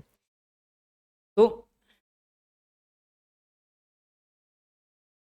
मैनेजिंग डायरेक्टर और अदर डायरेक्टर जो है, अब थोड़ा थोड़ा इनके बारे में जो वो देख लीजिए। होल टाइम डायरेक्टर, नाम से पता चल रहा है कि भाई वो पूरी तरीके से कंपनी के अंदर अपना पूरा समय देगा, पूरी जो है वो कंपनी को सर्विस देगा। इन दोनों के अंदर मैनेजिंग डायरेक्टर और मैनेजर जो लगभग इनका काम एक जैसा होता है, बस इनके अंदर बेसिक फर्क इतना है कि मैनेजर जो एज ए एम्प्लॉय होता है कंपनी का, और मैनेजिंग डायरेक्टर जो वो क्या होता है, एज ए डायरेक्टर जो वो कंपनी के अंदर काम करता है। मैनेजर जो उसके अंदर एक लिमिट होती है कि वो कंपनी के अंदर एक ही हो सकता है, जबकि मैनेजिंग डायरेक्टर दो या इससे ज़्यादा भी हो सकते हैं। बाकी अपने लिए इतना ज़्यादा काम का है नहीं। और बाकी जो है वो क्या है, अदर डायरेक्टर जो भी है वो सारे के सारे यहाँ पर आएंगे। अब इनके रेमुनरेशन के बारे में क्या कहा गया, देखो ये जो सेक्शन है इनको पर्टिकुलर समझिएगा किस तरीके से दे रखे। सेक्शन 197 जो सीधा सीधा कहता है कि कैसी कंपनी हो, प्रॉफिट प्रॉफिट ठीक ठाक है। उन्होंने कहा कि हम, तो इन्होंने कहा कि इधर आओ, सॉरी मैं जो है वो आपको क्या कर देता हूँ, लिमिट बता देता हूँ, इस लिमिट तक आप जो क्या कर दो, इनको रेमुनरेशन दे सकते हो। इन्होंने पहले जो वो लिमिट बताई। अब इस लिमिट से अगर आप सफिशिएंट नहीं है, या फिर आपको लगता है कि इससे मैनेजर को प्रॉपर रेमुनरेशन नहीं मिल रहा है, तो उस केस के अंदर, या फिर कई बार ये जो है वो लिमिट कैसे देता है कि इतने परसेंटेज ऑफ प्रॉफिट। अब यहाँ पर प्रॉफिट की कंप्यूटेशन कैसे होगी वो भी इन्होंने क्या कर रखा है, बता रखा है। बाकी जो नॉर्मल प्रॉफिट होता है वैसे नहीं होगा, इसके अंदर थोड़ा सा जो चेंज होगा। कुछ आइटम जो वो ऐड नहीं होंगे, कुछ आइटम ऐड होंगे, कुछ आइटम लेस नहीं होंगे, कुछ आइटम लेस होंगे, इस तरीके से जो है वो इसमें चेंज आएगा। तो इन्होंने कहा कि प्रॉफिट का कुछ परसेंटेज है, इतने तक दो, हमें कोई दिक्कत नहीं, आप आराम से दे दीजिए। मान लीजिए उन्होंने कहा कि 11% तक दे दीजिए। अब 11% से अगर उनको मैनेजरियल रेम्युनरेशन पूरा नहीं बढ़ रहा है, उनके जो काम नहीं बन रहा है, प्रॉफिट कम है, तो उस केस के अंदर ये जो रोए कि भाई हमारे तो बहुत कम पड़ रहा है, तो उस केस के अंदर क्या करें? तो उस केस के अंदर एक शेड्यूल बना रखा है, शेड्यूल 5। ये जो है इसके अंदर जो है पार्ट 2 के अंदर दे रखा है कि अगर आपका कम पड़ता है तो उस केस के अंदर आप क्या कर सकते हो, वहां से जो है उसमें जो लिमिट दे रखी है उसके हिसाब से जो ले सकते हो। बाकी सेंट्रल गवर्नमेंट जो है उनको अपील करके लिमिटें बढ़ाई जा सकती है, या शेयर होल्डर से जो उनको करके बढ़ाई जा सकती है, किस सिचुएशन के अंदर लिमिट बढ़ाई जा सकती है, वो सारा अपन देखेंगे। सेक्शन जो है 199 जो है वो बात करता है रिकवरी इन सर्टेन केसेज। अगर मान लीजिए कई बार प्रॉफिट गलत कैलकुलेट किया और उन्होंने क्या कर लिया, उसके हिसाब से रेमुनरेशन ले लिया है, बाद में पता चला है, तो उस केस के अंदर बाद में पैसा वापस भी लिया जा सकता है। और सेक्शन 200 जो सेंट्रल गवर्नमेंट को पावर देता है कि आप इस संदर्भ में क्या कर सकते हो, रूल बना सकते हो। शुरू करें अपन पहला सेक्शन।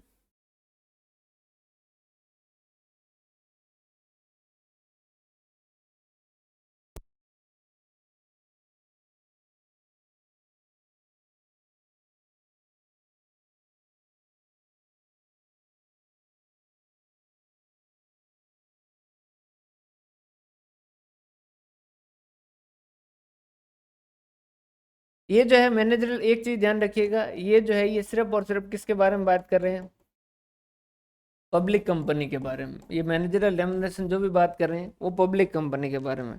प्राइवेट कंपनी है, तुम्हारे जच्चे जितना दो, हमें कोई प्रॉब्लम नहीं, क्योंकि यहाँ पैसा जो पब्लिक का लगा हुआ, और प्राइवेट के अंदर देने देंगे ही नहीं, जो शेयर होल्डर होंगे वही आके जो क्या कर लेंगे, मना कर देंगे। और नॉर्मली प्राइवेट कंपनी के अंदर शेयर होल्डर ही जो वो उनके डायरेक्टर बने बैठे होते हैं।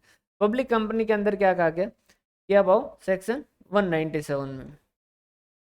सेक्शन 197 में नॉर्मली कौन आएगी, जिसके पास एडिक्वेट प्रॉफिट है, मतलब कि प्रॉफिट जो सफिशिएंट है। उनको कहा कि देखो इधर आओ सुनो, उन्होंने कहा ये आ गए सर जी बताओ। उनको कहा कि ये पहले तो आप पकड़ो ओवरऑल लिमिट,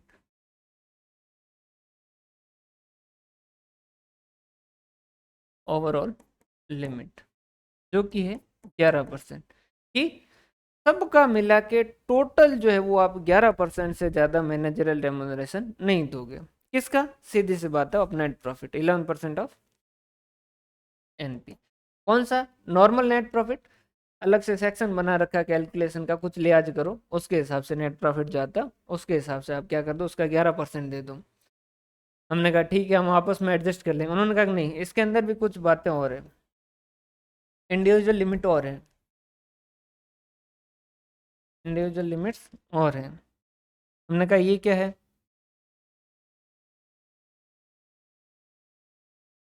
तो उन्होंने कहा कि पहले तो ये इधर आओ, एमडी, होल टाइम डायरेक्टर और मैनेजर, इधर आ जाओ। ये बोले कि हाँ आ गए, कि कितने हो रहे तुम लोग, कि या तो हो सकता है कि ओनली वन हो, या मोर देन वन हो। अगर एक ही है तो उस केस के अंदर यहाँ पर इसकी लिमिट कितनी है कि मैक्सिमम 5%। मोर देन वन है, दो है तो कितना इनको दिया जा सकता है, 10%। तीन है तो कितना दिया जा सकता है, 10%। चार है तो कितने दिए जा सकते हैं, 10%। पांच है MD, whole time director manager मिला के, तो भी कितना दिया जा सकता है, 10%। तो इनका टोटल जो है वो कितना बनता है यहाँ पर, 10%। एक है तो अकेले को कितना दिया जा सकता है, 5%। एक से ज्यादा है तो उस केस के अंदर उनको कितना दिया जा सकता है, सबका मिला के कितना, 10%। बाकी वाले डायरेक्टर कहेगी हमारा सर जी, अदर डायरेक्टर बोले कि हमारा, तो उनको कहा कि कैसी कंपनी है तुम्हारी, इसके अंदर क्या एमडी वगैरह कुछ है। हमने कहा ना तो एमडी है, ना होल टाइम डायरेक्टर है, ना मैनेजर है। या पहले अपन विद वाला लिख देते हैं,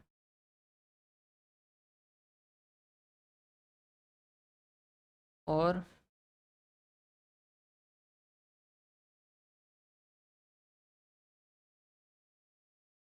होल टाइम डायरेक्टर और मैनेजर और एनी कॉम्बिनेशन, कुछ भी है, मतलब कि 1 2 है, 2 3 है, जो भी है, क्या कि 1% ऑफ नेट प्रॉफिट ले लो।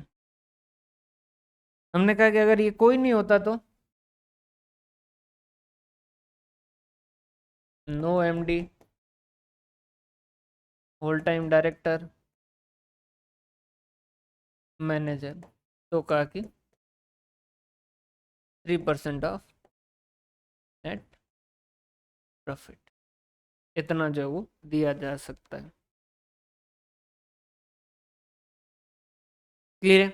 एक बार वापस समझ लीजिए, क्या कहा गया कि सबका मिला के टोटल कितना दिया जा सकता है, 11% ऑफ नेट प्रॉफिट जो वो दिया जा सकता है टोटल मिला के। तो इतना नेट प्रॉफिट है जो आप सेक्शन 198 में कैलकुलेट करेंगे, उस नेट प्रॉफिट का 11% जो आप क्या कर सकते हो, मैनेजरल पर्सन को एज ए रेमुनरेशन दे सकते हो। लेकिन इसके अंदर इंटरनल कुछ लिमिट्स और है। हमने पूछा कि बताइए इंटरनल लिमिट्स क्या है, तो उन्होंने कहा कि पहले तो ये एमडी, होल टाइम डायरेक्टर और मैनेजर ये साइड में हो, ये साइड में आ गए। इनको कहा कि अगर आप की कंपनी के अंदर एक ही है, ये तीनों मिला के, मतलब तीनों में से कोई एक, सिर्फ मैनेजर है या सिर्फ होल टाइम डायरेक्टर है या सिर्फ मैनेजर है, या ऐसा इनमें से कोई भी एक ही है, तो उस केस के अंदर कहा गया कि 5% तुमको दिया जा सकता है, नेट प्रॉफिट का 5% तुमको दे देंगे। हमने कहा कि नहीं, हमारी कंपनी में तो एक तो एमडी है, एक होल टाइम डायरेक्टर भी है और एक मैनेजर भी है, या फिर एक एमडी है, 2 होल टाइम डायरेक्टर है और एक मैनेजर है। उन्होंने कहा कि सबका मिला के 10% ऑफ नेट प्रॉफिट जो दिया जा सकता है, इनमें आपस में जैसे भी बांटो, ये में कोई मतलब नहीं, बाकी इनका मिला के टोटल कितना बनेगा, 10%। हमने कहा बाकी वाले डायरेक्टर जो है उनका, तो उन्होंने कहा बाकी वाले डायरेक्टर जो है उनका इस पे डिपेंड करेगा कंपनी के अंदर एमडी, होल टाइम डायरेक्टर और मैनेजर है या नहीं है। हमने कहा कि नहीं है, तो उन्होंने कहा 3%। हमने कहा कि अगर कंपनी के अंदर MD, whole time director, manager में से कोई है तो उन्होंने कहा कि उस केस के अंदर 1% ही उनको दिया जा सकता है ऑफ नेट प्रॉफिट। हमने कहा कि अगर हमें ये लिमिटें बढ़ानी हो तो, हमने कहा कि अगर ये लिमिट हमें बढ़ानी हो तो उन्होंने कहा कि इंडिविजुअल लिमिट बढ़ानी है आपको, इंडिविजुअल लिमिट बढ़ानी है, तो आप क्या करो, शेयर होल्डर से अप्रूवल ले लो। जैसे कि ये अदर डायरेक्टर जो है वो गए और उन्होंने कहा कि हमारा 3% जो बहुत कम पड़ रहा है, हमारी जो है वो कुछ ज़्यादा करो। ये MD, manager, whole time director ये जो नालायक बैठे रहते हैं, कुछ करते काम है नहीं, और आप इनको 5% 10% दे रहे हो, इसके बजाय हमें कुछ पैसा ज़्यादा दो। और वो जाके जबरदस्त रोए शेयर होल्डर के सामने, तो शेयर होल्डर जो क्या कर सकते हैं, अप्रूवल देके उनका जो है वो इंडिविजुअल लिमिट बढ़ा सकते हैं। लेकिन ये इंडिविजुअल लिमिट कितनी होगी, ओवरऑल लिमिट को क्रॉस नहीं कर सकते। इनके बीच में आपस में कितनी भी बढ़ानी है, कम करनी है, वो सारा कैसे कर सकते हैं, शेयर होल्डर के अप्रूवल से किया जा सकता है। अब अगर इनका मन हो जाए, ये सारे जो जाके रोए किन के आगे, शेयर होल्डर के आगे, कि भाई 11% बहुत कम पड़ रहा है, हम पूरा दिन देते हैं कंपनी को जो आगे लेके जा रही है, ये सारी सारी चीजें, और हमें जो क्या कीजिए, ज्यादा पैसा देने के लिए 11% से ज़्यादा देना, इस लिमिट को बढ़ाइए। अगर ओवरऑल लिमिट बढ़ानी है तो समझिएगा, शेयर होल्डर ने अप्रूवल दे दी, वो तो लेनी है, क्या उतने से काम बन जाएगा क्या, नहीं। इस केस के अंदर आपको इनसे भी पहले, शेयर होल्डर से भी पहले क्या करना होगा, सेंट्रल गवर्नमेंट से अप्रूवल लेनी होगी, तब जाके ये जो वो आपकी ओवरऑल लिमिट जो वो बढ़ेगी। और इसके अलावा ध्यान रखिएगा कि अगर शेड्यूल 5 में कुछ लिखा है तो वो वाली चीजें भी कंसिडर करना। क्या ये पॉइंट समझ आया? अगर इंडिविजुअल लिमिट जो है वो आपको चेंज करनी है, कर लीजिए, कोई दिक्कत नहीं, शेयर होल्डर से जो अप्रूवल लीजिए और करवा दीजिए, कोई प्रॉब्लम वाली बात नहीं है। हमने कहा कि अगर हमें जो है वो ओवरऑल लिमिट जो वो उसको चेंज करवानी है, इंक्रीज करवानी है, तो उस केस के अंदर उन्होंने कहा कि सबसे पहले तो सीधे भाग के जाओ सेंट्रल गवर्नमेंट के पास, मोदी जी के पास जाओ, उनको कहो कि हमें ये 11% जो नहीं परवड़ रहा है, थोड़ा हमारा ज़्यादा करो। उनसे करवाने के बाद में क्या बात बन जाएगी क्या, नहीं, फिर उसके बाद में शेयर होल्डर के पास जाओगे, देखो मोदी जी ने हाँ कर दिया, अब आप भी हाँ कर दो, फिर वो भी अगर हाँ कर देते तो उस केस के अंदर किया जा सकता है। लेकिन शेड्यूल 5 जो, उसका ध्यान रखिएगा, अगर उसके अंदर कुछ लिखा है तो उसके हिसाब से वो चीज़ें भी आपको फॉलो करनी है।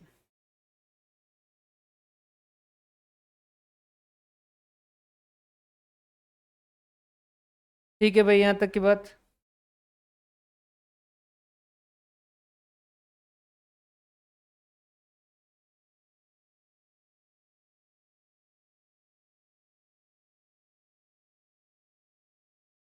क्लियर है। इसके बाद में आता है, ये तो हो गया अगर सफिशिएंट प्रॉफिट है, कोई प्रॉब्लम नहीं, इसके हिसाब से दे दो। लेकिन अगर सफिशिएंट प्रॉफिट नहीं है तो उस केस के अंदर उन्होंने कहा सेक्शन 198 की जो कंप्यूटेशन की है प्रॉफिट की, वो अपन नोट से ही देखेंगे, उसके अंदर कुछ भी नहीं है। एक जगह जो आइटम टू बी एडेड देखने और एक जगह आइटम टू बी सब्सट्रैक्टेड देखने, कुछ नहीं है, वो सेम पॉइंट है। उसके अंदर थोड़ा बहुत चेंज है, जैसे इनकम टैक्स जो वो लेस करना नहीं करना इस बारे में। अगर सफिशिएंट है प्रॉफिट दे दो यहाँ पर, अगर सफिशिएंट नहीं है तो उस केस के अंदर क्या करें। अगर प्रॉफिट सफिशिएंट नहीं है तो उन्होंने कहा कि एक शेड्यूल बना रखा है, शेड्यूल 5। हमने कहा शेड्यूल तो हम काफ़ी पढ़े हैं, शेड्यूल 2 जो वो डेप्रिसिएशन का है, शेड्यूल 3 जो है वो पढ़ना है अभी बाकी है, फाइनेंशियल स्टेटमेंट जो है वो है। और ये कौन सा है, तो उन्होंने कहा कि ये मैनेजरल रेमुनरेशन के अगर इनएडुकेट प्रॉफिट है तो उस केस के अंदर ये बात करता है। हम गए उसके पास। यहाँ पर ध्यान रखिएगा, शेड्यूल 5 के अंदर जो क्या हुआ था, थोड़े टाइम पहले अमेंडमेंट आया था, मतलब साल 2 साल पहले आया था।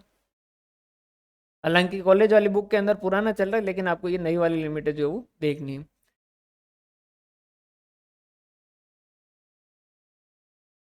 शेड्यूल 5 कहता है कि आप जो है, हमें पहले बताओ आपकी इफेक्टिव कैपिटल कितनी है, आपकी इफेक्टिव कैपिटल कितनी है। तो ये वैसे दो पार्ट के अंदर है, पार्ट ए और पार्ट बी। इसके अंदर आगे परक्यूजेट के बारे में भी दे रखा है कि ये परक्यूजेट ऐड होंगे, ये परक्यूजेट ऐड नहीं होंगे। मैक्सिमम टाइम में क्वेश्चन पूछा गया, और क्वेश्चन जहां भी पूछे गए एमसीक्यू के अंदर, वो एक तो इस लिमिट से पूछे गए हैं और एक वो सुपर वाली लिमिट से पूछे गए हैं। ज्यादातर जब भी देखे गए हैं क्वेश्चन इसके, तो ये यहीं से पूछे गए एमसीक्यू के अंदर कि अगर आपकी इफेक्टिव कैपिटल जो है वो क्या है, नेगेटिव और लेस देन 5 CR है, 5 करोड़ से कम है आपकी इफेक्टिव कैपिटल। इफेक्टिव कैपिटल कैसे कैलकुलेट होगी, वो जो है वो शेड्यूल 5 बताएगा कि भाई इस तरीके से इफेक्टिव कैलकुलेट करोगे, इफेक्टिव कैपिटल जो कैलकुलेट करोगे। कुछ भी नहीं, वैसे सेम ही है, बस इसके अंदर ध्यान रखिएगा ये कैपिटल और लॉन्ग टर्म लोन दोनों को लेते हैं और उसमें से इन्वेस्टमेंट जो वो लेस करते हैं। अगर आपकी कैपिटल जो 5 करोड़ से ज़्यादा है, लेकिन अगर आपकी कैपिटल जो 100 करोड़ से कम है, और अगर आपका कैपिटल जो 100 करोड़ या 100 करोड़ से ज़्यादा है लेकिन 250 करोड़ से कम है, और या फिर आपका कैपिटल जो 250 करोड़ या 250 करोड़ से भी ज़्यादा हो गया है, तो उस केस के अंदर अलग अलग लिमिटेशन है। यहाँ है तो आप यहाँ पर कितना दे सकते हो, 60, 84, 120 और 120 प्लस 0.01% ऑफ इफेक्टिव कैपिटल अबो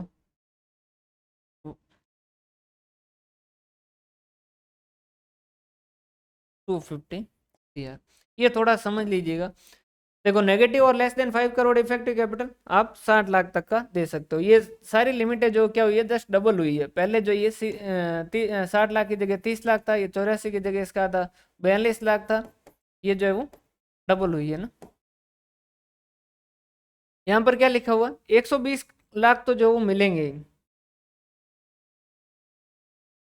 उसके अलावा जो एक्स्ट्रा जितना भी है, जैसे किसी का 300 करोड़ है, तो उसको क्या कहा जाएगा कि आपका एक तो 120 लाख तो आप दे सकते हो, ये तो है ही। और उसके अलावा आपके 250 करोड़ से कितने ज्यादा है, हमने कहा कि 50 करोड़ ज्यादा है, तो उन्होंने कहा कि इस 50 करोड़ का 0.01% आप और जो है वो दे सकते हो। तो 50 करोड़ का 0.01 कितना हो गया, 50 का।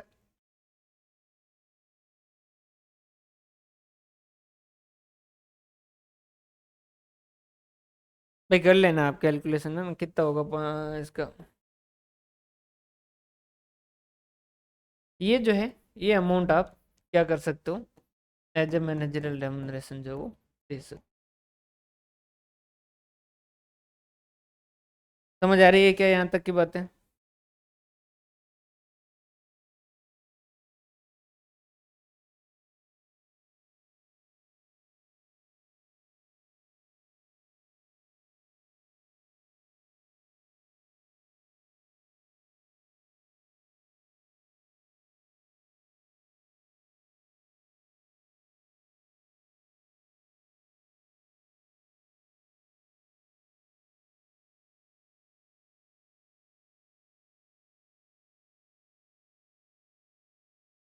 बाकी जो है इसके अंदर पूरा का पूरा जो थ्योरी पार्ट है, जो कि अपन एक बार नोट से देखते हैं। यहाँ तक में कोई पॉइंट में डाउट हो तो बताइए। क्वेश्चन जो वो यहाँ तक का ही बनेगा। देखो एक्स्ट्रा पॉइंट जो वो एक बार दिए इस वजह से रखें, क्योंकि कई बार क्या होता है, अ, कुछ क्वेश्चन ऐसे होते हैं कि जो अपन पढ़ते हैं और उस केस के अंदर वो थोड़ी बहुत मेमोरी बन जाती है, और थोड़ा एक्स्ट्रा पढ़ा हुआ फायदा ये देता है, कुछ पॉइंट जो रूल आउट करने में मदद कर देता है कि भाई ये वाला तो नहीं है। ये अगर अपने को किसी पॉइंट से ये भी पता चल रहा है किसी चीज को पढ़ने से, तो वो भी अपने काम का रहता है।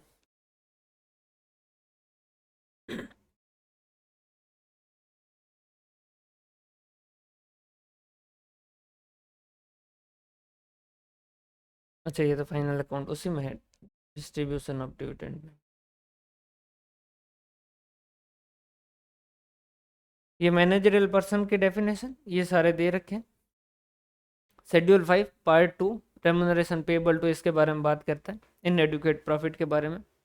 यहाँ जो है वो managerial remuneration for the public company, ध्यान रखिएगा प्राइवेट कंपनी के लिए यहाँ कोई बात नहीं। The limited are computed as percentage of net profit before tax and apportionment but after depreciation. वैसे जो प्रॉफिट कैलकुलेशन है उसका आगे दे भी रखा है। एक्सक्लूजन फ्रॉम रेमुनरेशन, ये ध्यान रखिएगा, ये पॉइंट जो है वो थोड़ा आप इसको पढ़िएगा अच्छे से ना, कि ये जो है ये रेमुनरेशन इनको दिए जो जा रहे हैं ना, ये यहाँ पर इनके मैनेजरियल रेमुनरेशन के अंदर कवर नहीं होंगे। क्या दे रखा है, sitting fees payable to director. अगर किसी डायरेक्टर को सिटिंग फीस दी जा रही है तो उस केस के अंदर वो जो है यहाँ पर कवर नहीं होगा। सिटिंग फीस क्या होती है, जैसे डायरेक्टर जब मीटिंग अटेंड करते हैं ना, तो उस मीटिंग में बैठने के लिए उनको क्या किए जाते हैं, पैसे दिए जाते हैं। अगर सिटिंग फीस दी जा रही है तो उस केस के अंदर जो उस पैसे को मैनेजरियल रेमुनरेशन की कैलकुलेशन के अंदर नहीं दिया जाएगा। Remuneration for service of professional nature, अगर कोई प्रोफेशनल नेचर, इसके अंदर ये ध्यान रखिएगा आगे वाले के पास प्रोफेशनल एबिलिटी होनी चाहिए। जैसे कि कोई डायरेक्टर जो वो सीए भी है और उसने क्या किया है, कंपनी को ऑडिट सर्विस तो दे नहीं पाएगा अगर डायरेक्टर वगैरह है, तो उसने क्या किया, कोई प्रोजेक्ट रिपोर्ट वगैरह बनाई, वो उसने कैसा काम किया, एज ए प्रोफेशनल कैपेसिटी काम किया। अगर प्रोफेशनल कैपेसिटी में कुछ काम किया और उसके बदले में उसने पैसा लिया, तो वो उस यहाँ मैनेजरियल रेमुनरेशन के अंदर नहीं आएगा। लेकिन यहाँ ध्यान ये रखना होता है कि भाई उसके पास प्रोफेशनल कैपेसिटी होनी चाहिए। नहीं तो क्या होता है, जैसे कई जो क्या करवाते हैं, पैसा जो अपने लुगाई को बना देते हैं ये डायरेक्टर, और लुगाई जो बिल्कुल ही नहीं पढ़ रखी और उसको जो क्या करवाते हैं प्रोफेशनल कैपेसिटी में इन्होंने क्या किया, कुछ सलाहें दी और उसको क्या, उसके बदले में क्या कर रहे हैं कि हम उनको पैसा दे रहे हैं। इस वजह से यहाँ लिखा भी है कि भाई ग्रेजुएट होना चाहिए। बाकी insurance premium paid for indemnify against the liability of negligence से, अगर गिल्टी प्रूव हो गया तो रेमुनरेशन में ऐड कर देंगे। जैसे सरकारी नौकरी करते हैं, तो सरकारी नौकरी करते वक्त जैसे तहसीलदार है, वो कहीं पर जो है वो अतिक्रमण वगैरह हटाने गया और उसके ऊपर आगे वाले ने जो क्या कर दिया, कोई केस लगा दिया, तो अब वो तो बेचारा जो सरकारी नौकरी कर रहा था और उसके अगेंस्ट में केस हो गया, तो उसके लिए तो गड़बड़ होगी, तो फिर तो वो कल को सर्विस परफॉर्म करेगा ही नहीं। तो ऐसे से बचने के लिए सरकार क्या कहती है कि अगर ऐसी सिचुएशन है तो उस केस के अंदर आप चिंता मत करो, आपका केस जो सरकार लड़ेगी। वैसा वैसा क्या किया जाता है, कई बार कंपनियां जो अपने डायरेक्टर वगैरह होते हैं उनको कहते हैं कि भाई आप आराम से काम करो, और अगर जैसे कोई नेग्लिजेंस का केस आपके ऊपर हो गया, तो उस केस को लिए हम क्या कर लेते हैं, इंश्योरेंस वगैरह ले लेते हैं। तो वहां पर जो पैसा दिया जा रहा है वो मैनेजरियल रेमुनरेशन में नहीं आएगा, प्रोवाइडेड, लेकिन शर्त क्या है कि वो खुद गिल्टी होना नहीं चाहिए। अगर वो गिल्टी था, उसने फ्रॉड वगैरह करने के लिए किया है, तो उस केस के अंदर ये जो मैनेजरियल रेमुनरेशन में ऐड होगा। ये टेबल है, ये जो है सेक्शन 198 कंप्यूटेशन ऑफ इनकम। देखो इसके अंदर इनकम सारी ऐड होगी, sorry not to be added वाली ये चीजें देखनी। इंक्लूडेड के अंदर एक चीज ध्यान रखिएगा, सबसे मैक्सिमम क्वेश्चन जब भी पूछा गया तो ये यहाँ से पूछा गया, subsidy received from any government जो है वो क्या कंप्यूटेशन ऑफ प्रॉफिट के कैलकुलेशन के अंदर ऐड होगी या नहीं होगी, तो इनकम के अंदर ऐड होगी, और ये जो है वो नहीं होगा। नॉर्मल ये सारे कैपिटल नेचर के, देखो premium on shares of security, premium on sales of forfeited shares, profit on sale of undertaking, profit on sale of fixed asset above its original cost, ये यहाँ पर थोड़ा ध्यान रखिएगा। जैसे 100 रुपये में एसेट खरीदी, ठीक है, उसकी WDV हो चुकी है 60 रुपये, और इसको बेच दिया है 120 रुपये में, तो 60 से लेके 100 तक ये जो 40 रुपये, इसको क्या कर सकते हैं आप वहां पर इंक्लूड करोगे। लेकिन ये 100 जो उसकी ओरिजिनल कॉस्ट है, इससे ऊपर जो एक्स्ट्रा 20 रुपये मिले हैं ना, ये आप जो वो ऐड नहीं करोगे। Any change in the carrying amount, revaluation reserve जो है उसके साथ तो भेदभाव करना ही है, उसमें तो उसको तो कभी जो हो आस पास भटकने ही नहीं देना है। ऐसे जो ढंग के लोग जहाँ बैठे हैं ना वहाँ पर इस रिवैल्यूएशन मतलब जहाँ ढंग के रिजर्व बैठे हैं, वहाँ इसको बाहर से इसको भगा देना। एक्सपेंसेज के अंदर नॉर्मल जो भी एक्सपेंसेज है वो सारे के सारे लेस होंगे। एक चीज इसमें ध्यान रखिएगा, जो कि यहाँ ऊपर भी लिखा था, और वो ऊपर इस वजह से लिखा था कि ये जो बात आपके दिमाग के अंदर कहीं न कहीं बैठ जाए। बिफोर टैक्स है तो यहाँ पर इनकम टैक्स जो है वो क्या करना है, लेस नहीं करना है, ये ध्यान रखिएगा। बाकी नॉर्मल टैक्स दूसरे बाकी लेस होते हैं, ऐसे कोई दिक्कत नहीं है, लेकिन ये जो इनकम टैक्स और super tax payable under the income tax act 1961 उसको जो है वो लेस नहीं करना है। बाकी जो है ये कुछ चीज़ें और दे रखी है। कंपनसेशन है, अगर वॉलंटरली पे किया, अपने इच्छा से पे किया, तो उस केस के अंदर उसको लेस करने की जरूरत नहीं है। और बाकी जो ये यहाँ पर सेल करते वक्त प्रॉफिट हुआ तो ये ऐड नहीं हुआ तो उसका लॉस भी ऐड नहीं होगा, और अगर चेंज इन कैरिंग अमाउंट में अगर प्रॉफिट हुआ तो वो ऐड नहीं हुआ तो लॉस भी जो वो लेस नहीं होगा। बाकी नॉर्मल है, सेम वैसा वैसा।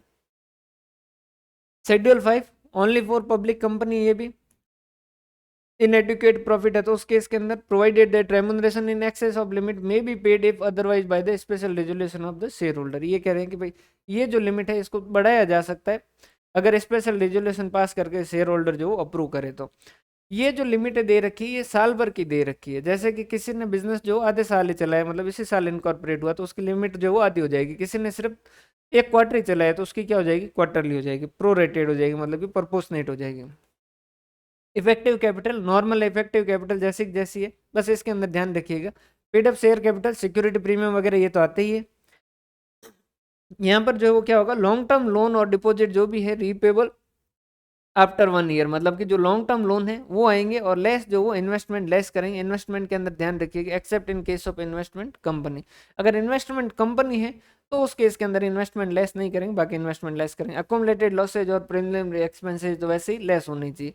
तो नॉर्मली अगर इस पूरे इफेक्टिव कैपिटल को सीधा सिंपल सा कहे ना तो क्या है कि आपका नॉर्मल जो शेयर होल्डर फंड है उसमें क्या कर दो, लॉन्ग टर्म लाइबिलिटी जो है वो ऐड कर दो, और इन्वेस्टमेंट जो वो लेस कर दो। बस इन्वेस्टमेंट जो आपका अगर इन्वेस्टमेंट कंपनी है तो लेस नहीं करना। डेट ऑफ इफेक्टिव कैपिटल अगर इनकॉर्पोरेशन वाला ईयर है तो डेट ऑफ अपॉइंटमेंट जिस दिन इन मैनेजरियल रेमुनरेशन मैनेजरियल पर्सन का अपन ने अपॉइंट किया उस दिन की देखेंगे। बाकी अदर केस के अंदर last date of financial year देख लीजिएगा, बाकी इतना जो ज़्यादा इंपॉर्टेंट है नहीं। ये जो है ये पूरा किस में लिखा हुआ है, शेड्यूल 2 के पार्ट 2 के पार्ट ए के अंदर, उसके भी पार्ट ए के अंदर, और पार्ट बी के अंदर लिखा हुआ है in case of managerial person who is functioning in professional capacity remuneration as per the A may be paid if he is not relative और होल्डिंग। बाकी सेकंड वाले का कोई खास मतलब है नहीं, इसमें लिखा है कि वो उसके डायरेक्टर से रिलेटिव नहीं हो, उससे रिलेटिव नहीं हो, उससे रिलेटिव सब्सिडी से नहीं हो, उसकी होल्डिंग से नहीं हो, किसी भी तरीके का रिलेटिव नहीं हो, और उनके अंदर 0.5% से ज़्यादा उसकी paid up share capital holder नहीं कर रहे हो, तो प्रोफेशनल कैपेसिटी वाले के लिए उसको पेमेंट किया जा सकता है। ये भी जो एक बार देख लीजिएगा, बाकी इतना ज़्यादा ये इंपॉर्टेंट है नहीं। Condition for A and B कि ये जो मैनेजरियल रेमुनरेशन वगैरह है, ये जो ए और बी के हिसाब से आप दे रहे हो, इसके अंदर क्या चीज़ ध्यान रखना है कि एक तो BOD board of director, BOD मतलब बोर्ड ऑफ डायरेक्टर से अप्रूव होना चाहिए, और नॉमिनेशन अगर किसी कंपनी में nomination and remuneration company committee बन रखी है अंडर सेक्शन 178(1), उसमें दे रखा है कि इस लिमिट से ऊपर है तो आपको ये कमेटी बनानी है। अगर वो बन रखी है तो उनसे ये अप्रूवल लेना है। Committee has not committed default in payment of dues, ये ड्यूज के पेमेंट के अंदर जो उसने कोई भी डिफॉल्ट नहीं किया। ऑर्डिनरी और special resolution as the case में भी पास, कि जो भी जहाँ ऑर्डिनरी चाहिए वहाँ ऑर्डिनरी, और जहाँ स्पेशल चाहिए वहाँ स्पेशल रेजोल्यूशन पास करना। और ये जो लिमिट जैसे जो भी इससे ज़्यादा देने की लिमिट वगैरह अगर कुछ इंक्रीज करते हैं तो वो एक बार जो आप रेजोल्यूशन पास कर रहे हो वो मैक्सिमम 3 साल के लिए हो सकता है, उससे ज़्यादा पीरियड के लिए नहीं हो सकता है। और मीटिंग नोटिस के साथ स्टेटमेंट देना कि भाई हम जो वो ये चीज़ करना चाह रहे हैं, बढ़ाना चाह रहे हैं वगैरह। ये कुछ परक्यूजिट है जो यहाँ पर नहीं होता, इनको थोड़ा सा देख लीजिएगा। अगर contribution to PF, superannuation fund और एन्युटी फंड जो कि इनकम टैक्स के अंदर क्या है एग्जम्प्ट वाले हैं, वो पैसा दिया जाएगा तो वो मैनेजरियल रेमुनरेशन में जो कंसिडर नहीं होगा। अगर टाबर की पढ़ाई के लिए कुछ पैसा दिया जा रहा है तो 12,000 पर मंथ का, या actual expenses which ever is lower है उतने तक का अलाउ है। हॉलीडे पैसेज इसके अंदर भी लिख रखा है, बाकी ज़्यादा काम का है नहीं, मतलब हॉलीडे पैसेज के अंदर लिखा है कि भाई वो 2 बार जाए इकोनॉमी क्लास से या फिर एक बार बिजनेस क्लास से जाए, लीव ट्रेवल कंसेशन अगर उसको दिया जाएगा तो वो यहाँ पर जो कवर नहीं होगा। Schedule 5 remuneration payable to managerial person in to company, अगर कोई 2 कंपनी के अंदर मैनेजरियल पर्सन है तो दोनों में मिला के उसके जो लिमिट क्रॉस नहीं करें। सेक्शन 199 जो है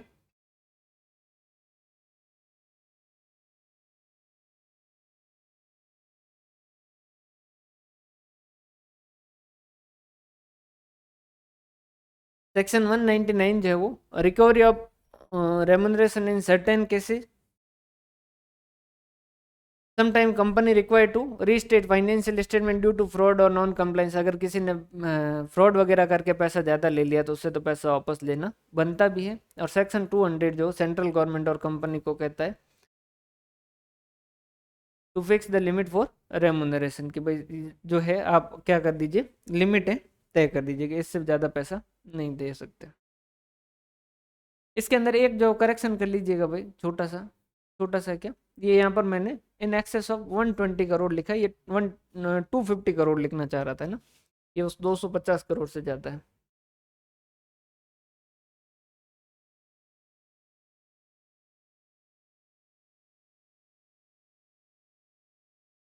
क्लियर है भाई यहाँ तक की बात?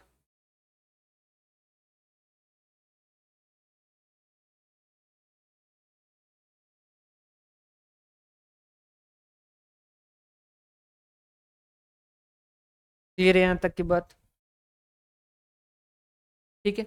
अब सेक्शन 128 129 ये कंपनी जो अकाउंट वगैरह जब पढ़ रहे थे वहां पर मैंने उसको थोड़ा बहुत लिखा था। यहाँ जो है मैंने एक फाइल आपकी अलग से अपडेट कर रहा हूँ मैं, मतलब मैं अभी बता भी रहा हूँ आपको। ये वाली जो फाइल है इसके अंदर सिर्फ और सिर्फ इम्पोर्टेंट पॉइंट जो वो लिखे गए हैं ना, तो इसको पूरा जो सेक्शन के हिसाब से नहीं लिखा गया, सिर्फ इम्पोर्टेंट पॉइंट जो वो लिखे गए।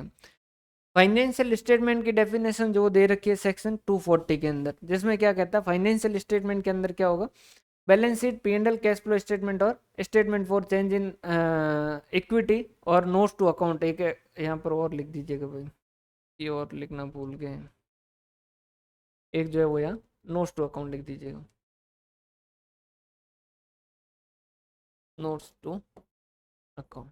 ठीक है, लेकिन प्रोवाइडेड ओपीसी, ओपीसी मतलब 1 पर्सन कंपनी, स्मॉल कंपनी और डोरमेट कंपनी। डोरमेट कंपनी कौन सी होती है, जो फर्जी मतलब कंपनी बना के रखी लेकिन उसने अभी काम कुछ भी शुरू नहीं किया है, अगर ऐसी कंपनी है तो उसके अंदर वहां पर क्या रखा है कि भाई आप कैश फ्लो स्टेटमेंट चाहो तो बनाओ चाहो तो मत बनाओ, उनको जो ऑप्शन दे रखा है।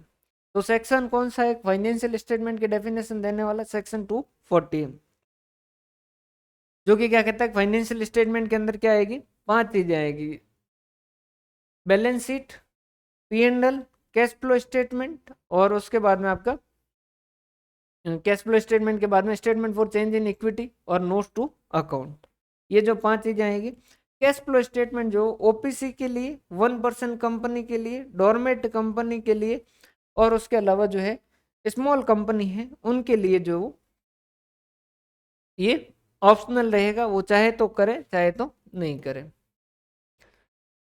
सेक्शन 241 जो है वो फाइनेंशियल ईयर की डेफिनेशन देता है। देखो कुछ चीजें जो आपकी इंटरलिंक्ड भी है। इंटरलिंक्ड कैसे, जैसे लीज आप पढ़ोगे, जब आप इनकम टैक्स में पढ़ोगे तो वहां आप पढ़ते हो कि लीज जो है उसके अंदर डेप्रिसिएशन जो हमेशा लेसर को ही मिलेगा। रीजन क्या है, क्योंकि वहां लिखा गया है कि भाई डेप्रिसिएशन का बेनिफिट उसके लीगल ओनर को मिलेगा। यहीं पर अगर एज 19 पढ़ा रहा हूँ मैं अकाउंट के अंदर, तो उस केस के अंदर मैं क्या कहूँगा कि जो लीज का बेनिफिट है अकाउंटिंग के अंदर, अगर फाइनेंस लीज है मतलब कि कंट्रोल अगर ट्रांसफर हुआ है, चाहे लीगल ओनरशिप ट्रांसफर नहीं भी हुई है, तो उस केस के अंदर डेप्रिसिएशन जो वो लेस ही अपनी बुक के अंदर लिखता है। तो ये ऐसी कुछ इंटरलिंक चीजें हैं, वो थोड़ा ध्यान दीजिएगा, मतलब कंफ्यूज मत होइएगा ना। 241 फाइनेंशियल ईयर पीरियड जो भी है 31 मार्च को खत्म हो रहा है उसको अपन क्या कहेंगे, फाइनेंशियल ईयर कहेंगे। इसमें एक चीज ध्यान रखिएगा, अगर कोई कंपनी जो है वो जनवरी के बाद में इनकॉर्पोरेट हुई है तो 31 को छोड़ के, मतलब कि उसका फाइनेंशियल स्टेटमेंट कितने पीरियड का होगा, 15 महीने का होगा। जैसे उसने 1 जनवरी 2023 को कंपनी इनकॉर्पोरेट की है तो उसे 31 जनवरी 2023 को जो है क्या करना है, फाइनेंशियल स्टेटमेंट बनाने की जरूरत नहीं, ये सीधा कब बनाएगा, 31 जुलाई 2023, सॉरी 24 को, मतलब कि 15 महीने का फाइनेंशियल स्टेटमेंट उसका बनेगा। सेक्शन 128, जब आप कंपनी वाले नोट्स वापस देखोगे तो वहां पर जो है 128 पूरा लिख रखा है, यहाँ जो है इसका मेन मेन चीजें लिख रखी है। इसमें क्या लिखा है, एक तो 128 में बुक्स ऑफ अकाउंट वगैरह जो भी है कंपनी के, बुक्स ऑफ अकाउंट वगैरह, सॉरी पहले तो 128 का नाम है books of account etc to be kept by the company, ये जो सेक्शन का नाम है, क्या लिखा है उसके अंदर, बुक्स ऑफ अकाउंट जो है वो एट रजिस्टर्ड ऑफिस रखेंगे। अगर कभी चाहे कंपनी कि वो किसी दूसरी जगह पर रखना चाहती है तो वो दूसरी जगह पर रख सकती है, लेकिन अगर वो दूसरी जगह पर रखे तो उसे 7 दिन के अंदर ROC रजिस्ट्रार ऑफ कंपनी को क्या करना होगा, इन्फॉर्मेशन देनी होगी कि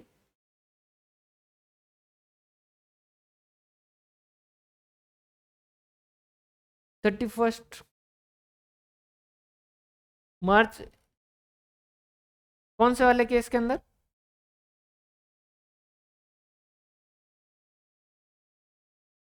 period ending on 31 day of the March every year, company को छोड़कर 1 डे ऑफ जनवरी, अगर किसी कंपनी इनकॉर्पोरेट हुई 1 जनवरी तो उसे एक 31 को छोड़कर आगे वाली 31 को बनाएगा।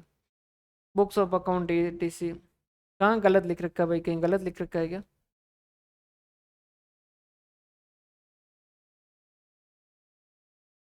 कौन सा, ये 1 जनवरी वाला, 1 डे ऑफ जनवरी, नहीं ये कह रहा है कि कंपनी अगर इनकॉर्पोरेट हुई है कोई 1 डे ऑफ जनवरी या उसके बाद में, तो उस केस के अंदर क्या करेंगे अपन, एक 31 को छोड़ के अपन क्या करेंगे आगे वाले देखेंगे, एक बार चेक भी कर लेते हैं भाई।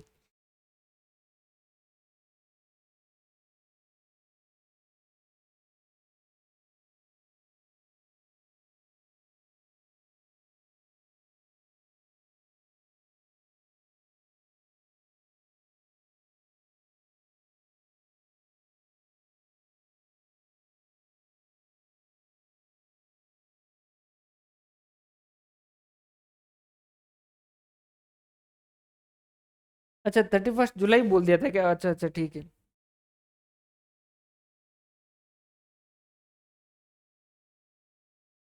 31 मार्च है ना,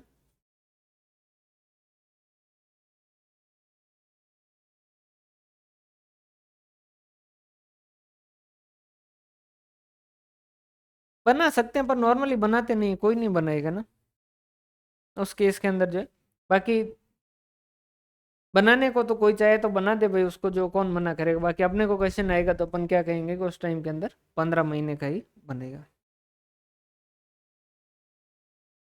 भाई देखो, एक चीज और ध्यान रखिएगा, सिलेबस बहुत बड़ा है, तो ज्यादा ये हो गया तो क्या होगा, वो हो गया तो क्या होगा, ये नहीं सोचें, जो लिखा है वो सही है आपके लिए, क्योंकि सिलेबस बहुत बड़ा और क्वेश्चन इस तरीके के नहीं बनाए जाते कि भाई ये होगा तो क्या होगा, वो होगा तो क्या होगा, सीधा सीधा क्वेश्चन बनेगा कि अगर 1 जनवरी के बाद में है तो उस केस के अंदर फाइनेंशियल स्टेटमेंट कब बनेंगे, क्योंकि फिर कंडीशन के अंदर ऐसा है कि फिर हर पॉइंट के अंदर आपको ये चीजें सोचनी पड़ेगी कि भाई ये नहीं हुआ तो उस केस के अंदर जो है, जैसे ये ROC को 7 दिन के अंदर नहीं बताया तो क्या होगा, वो अपने काम की नहीं है, क्योंकि हर जो है सिचुएशन के अंदर अलग अलग कंडीशन बनेगी और हजारों कंडीशन बनेगी, अपने जितना ये लिखा है वो मैंने पूरा सोच समझ के लिखा है और ज्यादा लिखा है, इससे जो वो कम ही आपके काम का है, लेकिन जो ये लिखा गया है ये पूरा लिखा गया है, इसमें जो कोई भी इंपॉर्टेंट चीज जो वो मैंने छोड़ी नहीं है, जैसे कि ये सेक्शन जो वैसे सिलेबस में कहीं है नहीं, लेकिन ये लगता है कि यहाँ से क्वेश्चन पूछा जा सकता है और इन सेक्शन का आपको पता होना चाहिए, तो वो सारे सेक्शन जो वो लिखे हैं। 128 उसके अंदर क्या लिखा गया है भाई, अगर बुक्स ऑफ अकाउंट जो वो रजिस्टर्ड ऑफिस पे रखिए, अगर आप दूसरी जगह पे रखना चाहो तो रख दीजिए, कोई दिक्कत नहीं, लेकिन 7 दिन के अंदर ROC को दे दीजिए। फाइनेंशियल स्टेटमेंट जो ट्रू एंड फेयर व्यू देने चाहिए, अब ट्रू एंड फेयर व्यू जो ऑडिट के अंदर आप 24 घंटे जो ये चिल्ला हो गया कि ट्रू एंड फेयर व्यू देने चाहिए, सच लिखा गया हो और उसे सही तरीके से लिखा गया। फाइनेंशियल स्टेटमेंट के अंदर एक चीज ध्यान रखिएगा, क्या फाइनेंशियल स्टेटमेंट के अंदर ज्यादा इन्फॉर्मेशन देना है क्या, नहीं, क्या हमें कम इन्फॉर्मेशन देना है क्या, नहीं, हमें उतनी इन्फॉर्मेशन देनी है जितने से जो उस फाइनेंशियल स्टेटमेंट को पढ़ के डिसीजन लेने वाला है उसको अपना निर्णय जो है वो ले पाए सही तरीके से, तो बहुत ज्यादा इन्फॉर्मेशन देके जो फाइनेंशियल स्टेटमेंट बनाया जाए तो वो भी ज्यादा अच्छा फाइनेंशियल स्टेटमेंट नहीं कहा जाएगा। अगर ब्रांच है इस कंपनी के तो ब्रांच के जो पीरियोडिक समरी जो है वो भी भिजवा के यहाँ पर रखवाएं हेड ऑफिस पे या फिर जो भी अलग प्लेस है। अक्रूवल बेसिस पे अगर पूछे कि कौन बात करता है तो अक्रूवल बेसिस पे बात करता है सेक्शन 128। डबल एंट्री सिस्टम से अकाउंटिंग करनी है वो कौन बात करता है तो सेक्शन 128। क्वेश्चन इस तरीके से बनते हैं जैसे कि एस जो है वो फॉलो करने मैंडेटरीली, ये कौन बात करता है तो ये सेक्शन 129, ये इस हिसाब से लिखेंगे। इसके अंदर सेक्शन 128 के अंदर क्या क्या लिखे, और ये बहुत ज्यादा क्वेश्चन पूछे गए हैं। कैसे कि कोई कंपनी जो है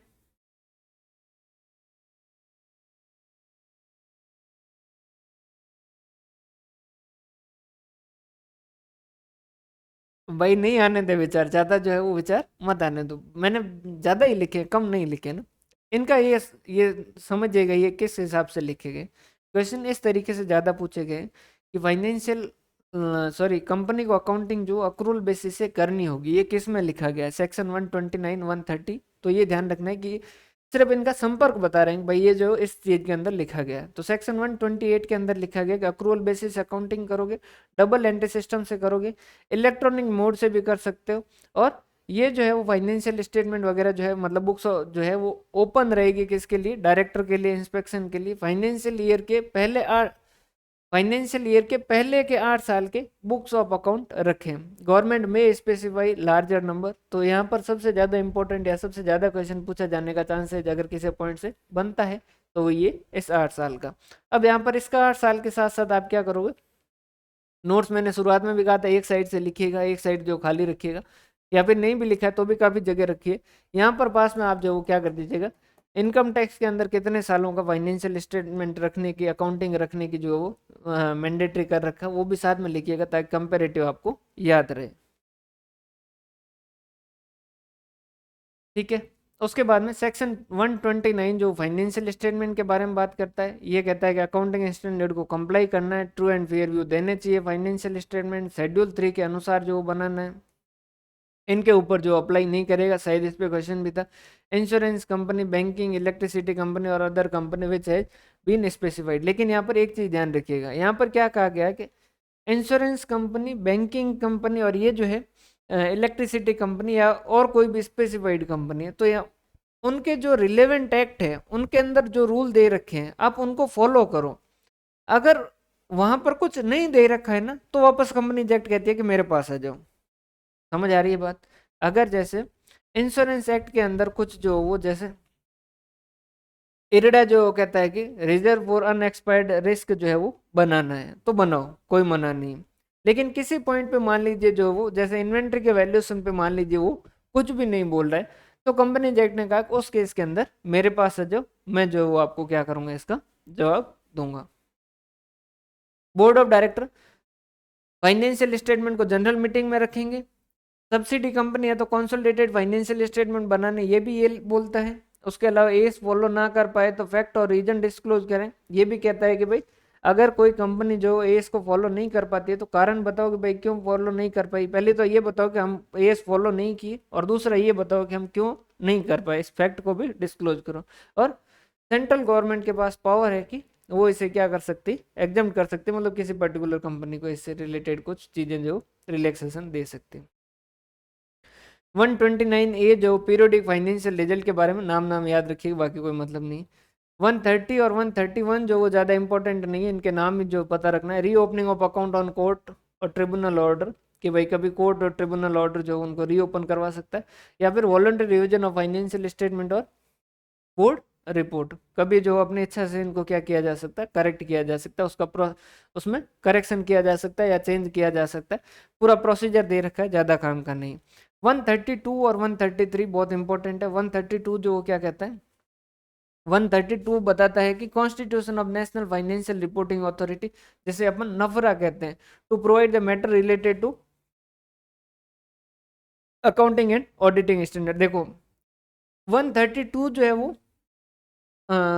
133 के साथ पढ़ेंगे तो ज्यादा अच्छे समझ आएगा। 133 क्या कहता है कि अगर किसी एस को इश्यू करना है तो उसका प्रोसेस कैसा रहेगा। तो उन्होंने कहा कि दो लोग मिलेंगे, दो इंस्टीट्यूट मिलेंगे। कौन सा, एक तो institute of chartered accountant of India जो कि बनी गई है किसके हिसाब से, section 3 of Indian chartered accountant 1949 के हिसाब से, एक ये और एक नफरा नेशनल फाइनेंशियल रिपोर्टिंग अथॉरिटी, ये दोनों आपस में कंसल्ट करके एएस बनाएंगे।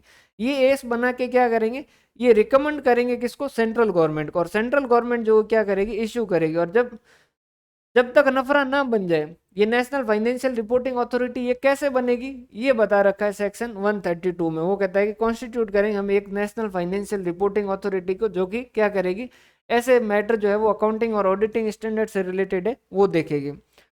और फिर क्या कहा गया 133 में कि भाई आईसीआई और नफरा नेशनल फाइनेंशियल रिपोर्टिंग अथॉरिटी ये दोनों मिलके क्या करेंगे, आपस में कंसल्ट करके एस बनाएंगे, और वो एस बना के क्या करेंगे, सेंट्रल गवर्नमेंट को देख ले जाके देंगे कि हमने ये एस जो है वो बनाया है, देखो आप। सेंट्रल गवर्नमेंट उसको क्या करेगी, इश्यू करेगी। और उन्होंने कहा कि जब तक नफरा ना बने, ये नेशनल फाइनेंशियल रिपोर्टिंग अथॉरिटी जो सेक्शन 132 कहता है कि हम बनाएंगे, वो जब तक नहीं बने तब तक इससे पहले जो चलती थी, जैसे अपन कहते हैं NACAS, national advisory committee on accounting standard, वो जो नफरा की जगह काम करेगी। पूरा एक बार वापस सुन लीजिए। सेक्शन 133 कहता है कि आईसीआई और NFRA, institute of chartered accountant of India और नेशनल फाइनेंशियल रिपोर्टिंग अथॉरिटी, ये दोनों आपस में कंसल्ट करके एस बनाएंगे। इस एस को बना के वो क्या करेंगे, लेके जाएंगे सेंट्रल गवर्नमेंट के पास, और सेंट्रल गवर्नमेंट उसे क्या करेगी, इश्यू करेगी। और जब ये इश्यू करेगी तो वो क्या कर देंगे, हो जाएंगी एस बन जाएगा, मतलब एस इश्यू हो जाएगा। एस या ऐसे दोनों है ना, दोनों के लिए। और उन्होंने कहा कि जब तक नफरा नहीं बन जाता, नेशनल फाइनेंशियल रिपोर्टिंग अथॉरिटी नहीं बन जाती है, तब तक क्या करेगा, ये नफरा की जो ड्यूटी है वो कौन परफॉर्म करेगा, नकास, जो कि पहले से चलती है, national advisory committee committee on accounting standard, ये जो है तब तक क्या करेगी, काम करेगी। और सेक्शन 132 जो वो क्या कह रही है कि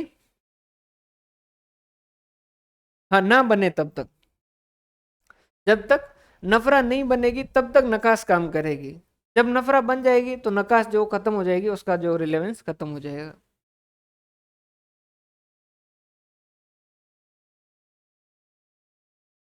सेक्शन के अंदर ये लिखा हुआ भाई, अभी तक जो सेक्शन के अंदर ये लिखा हुआ, तो ये आपको अगर क्या होता है, कई बार इससे रिलेटेड जो जैसे एस लिखे हुए, इंड एस लिखे हुए, तो नफरा की फुल फॉर्म पूछी जा सकती है, नकास की फुल फॉर्म पूछी जा सकती है। तो ये अगर पूछी जाए तो आपको पता होना चाहिए भाई नफरा क्या है, नकास क्या है, कि या यूं पूछ लिया जाए कि भाई नफरा से पहले कौन काम कर रहा था, तो ये सारी चीजें आपको पता होनी चाहिए। ठीक है, ये थोड़ा सा ज्यादा लिखने का कारण ये है क्योंकि आपके इससे रिलेटेड कुछ ज्यादा टॉपिक लिख रखे हैं भाई, एएस लिख रखा है, इंड एस लिख रखा है, आईएफआरएस लिख रखा है, और उसके अलावा कंपनी में लिख रखा है, कंपनी में भी पूरा लिखा है उन्होंने। तो उस हिसाब से कोई क्वेश्चन पिछली बार वाले जो है उसने नहीं पूछे, तो लेकिन हो सकता है कि पूछ लिया जाए। एक बार पढ़ा हुआ होगा तो क्या होगा भाई, प्रोसेस आपको पता होगा, तो फिर आपके दिमाग के अंदर अपने आप जो वो आ जाएगा। 134 फाइनेंशियल स्टेटमेंट बोर्ड रिपोर्ट के बारे में बात करता है। 135 कॉर्पोरेट सोशल रेस्पॉन्सिबिलिटी, इसके अंदर भाई आप नोट्स के अंदर एक करेक्शन कर लीजिएगा, वहां पर मैंने लिख दिया था कि लास्ट ईयर के जो प्रॉफिट है उसका 2%, जबकि वहां पर एक्चुअल में लिखना था कि लास्ट 3 ईयर के जो प्रॉफिट है उनके एवरेज का 2% जो क्या किया जाएगा, यूज किया जाएगा सीएसआर के लिए, कॉर्पोरेट सोशल रेस्पॉन्सिबिलिटी के लिए। ठीक है, तो वो नोट्स में जो वो आप उसको सही कर दीजिएगा। Right of member to copy audited financial statement, member जो ऑडिटेड फाइनेंशियल स्टेटमेंट जो वो ले सकते हैं। Copy of financial statement to be filed with the register with the 30 days of AGM, AGM के 30 दिन के अंदर जो उसे क्या करना है, जैसे ही फाइनेंशियल स्टेटमेंट जो है हो जाते हैं, कंप्लीट हो जाते हैं, उसके बाद में 30 दिन के अंदर उसे, एजीएम हो जाने के बाद में 30 दिन के अंदर उसे क्या करना है, रजिस्ट्रार के पास सबमिट करवाने की भाई ये हमारे फाइनेंशियल स्टेटमेंट है इस साल की। इसके इस वाले चैप्टर के, इस वाले के भैया एक दो दिन के अंदर बनवा के भेजता हूँ, बाकी वाले सारे आपको मिल चुके हैं। बाकी वाले सारे जो आप चेक कर चुके हो, सारे के सारे जो अपडेट कर दिए गए हैं। फाइनेंशियल स्टेटमेंट पर साइन जो वो किसके होंगे, अगर ओपीसी है 1% कंपनी है तो एक ही डायरेक्टर उसी के साइन होंगे। और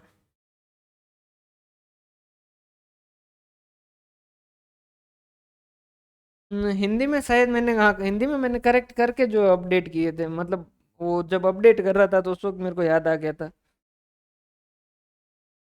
देख लीजिएगा, बस उसमें इतना ही करना है। उसमें क्या लिखा हुआ है, उसमें ये लिखा हुआ है कि भाई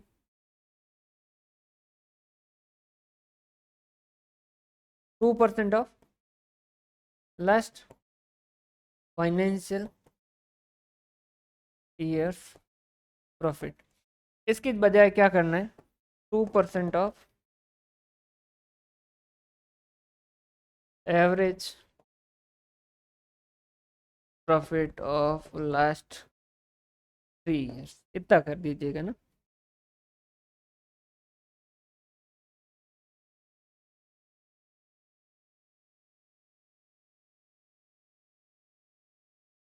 क्लियर है भाई? हो तो रही है भाई, हमारे यहाँ तो जोधपुर में तो कुछ है ही नहीं, ना कोई बारिश ना बात। फाइनेंशियल स्टेटमेंट पर साइन दो डायरेक्टर के, और ओपीसी अगर है 1% कंपनी, उसमें एक ही डायरेक्टर होता है तो एक के ही होंगे। और दो डायरेक्टर में से एक डायरेक्टर जो वो या तो एमडी होगा, या चीफ एग्जीक्यूटिव ऑफिसर हो, या चीफ फाइनेंशियल ऑफिसर हो, या फिर कंपनी सेक्रेटरी हो, जो भी हो उसमें से करवा दीजिएगा। बाकी एक अदर डायरेक्टर जो है वो उससे करवा लीजिएगा साइन।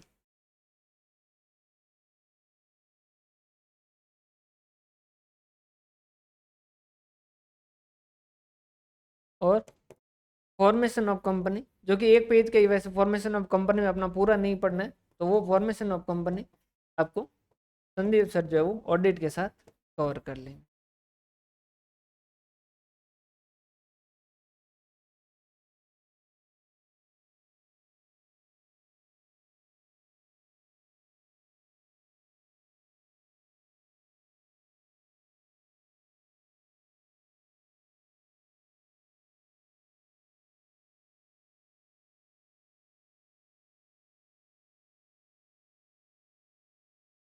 क्लियर है?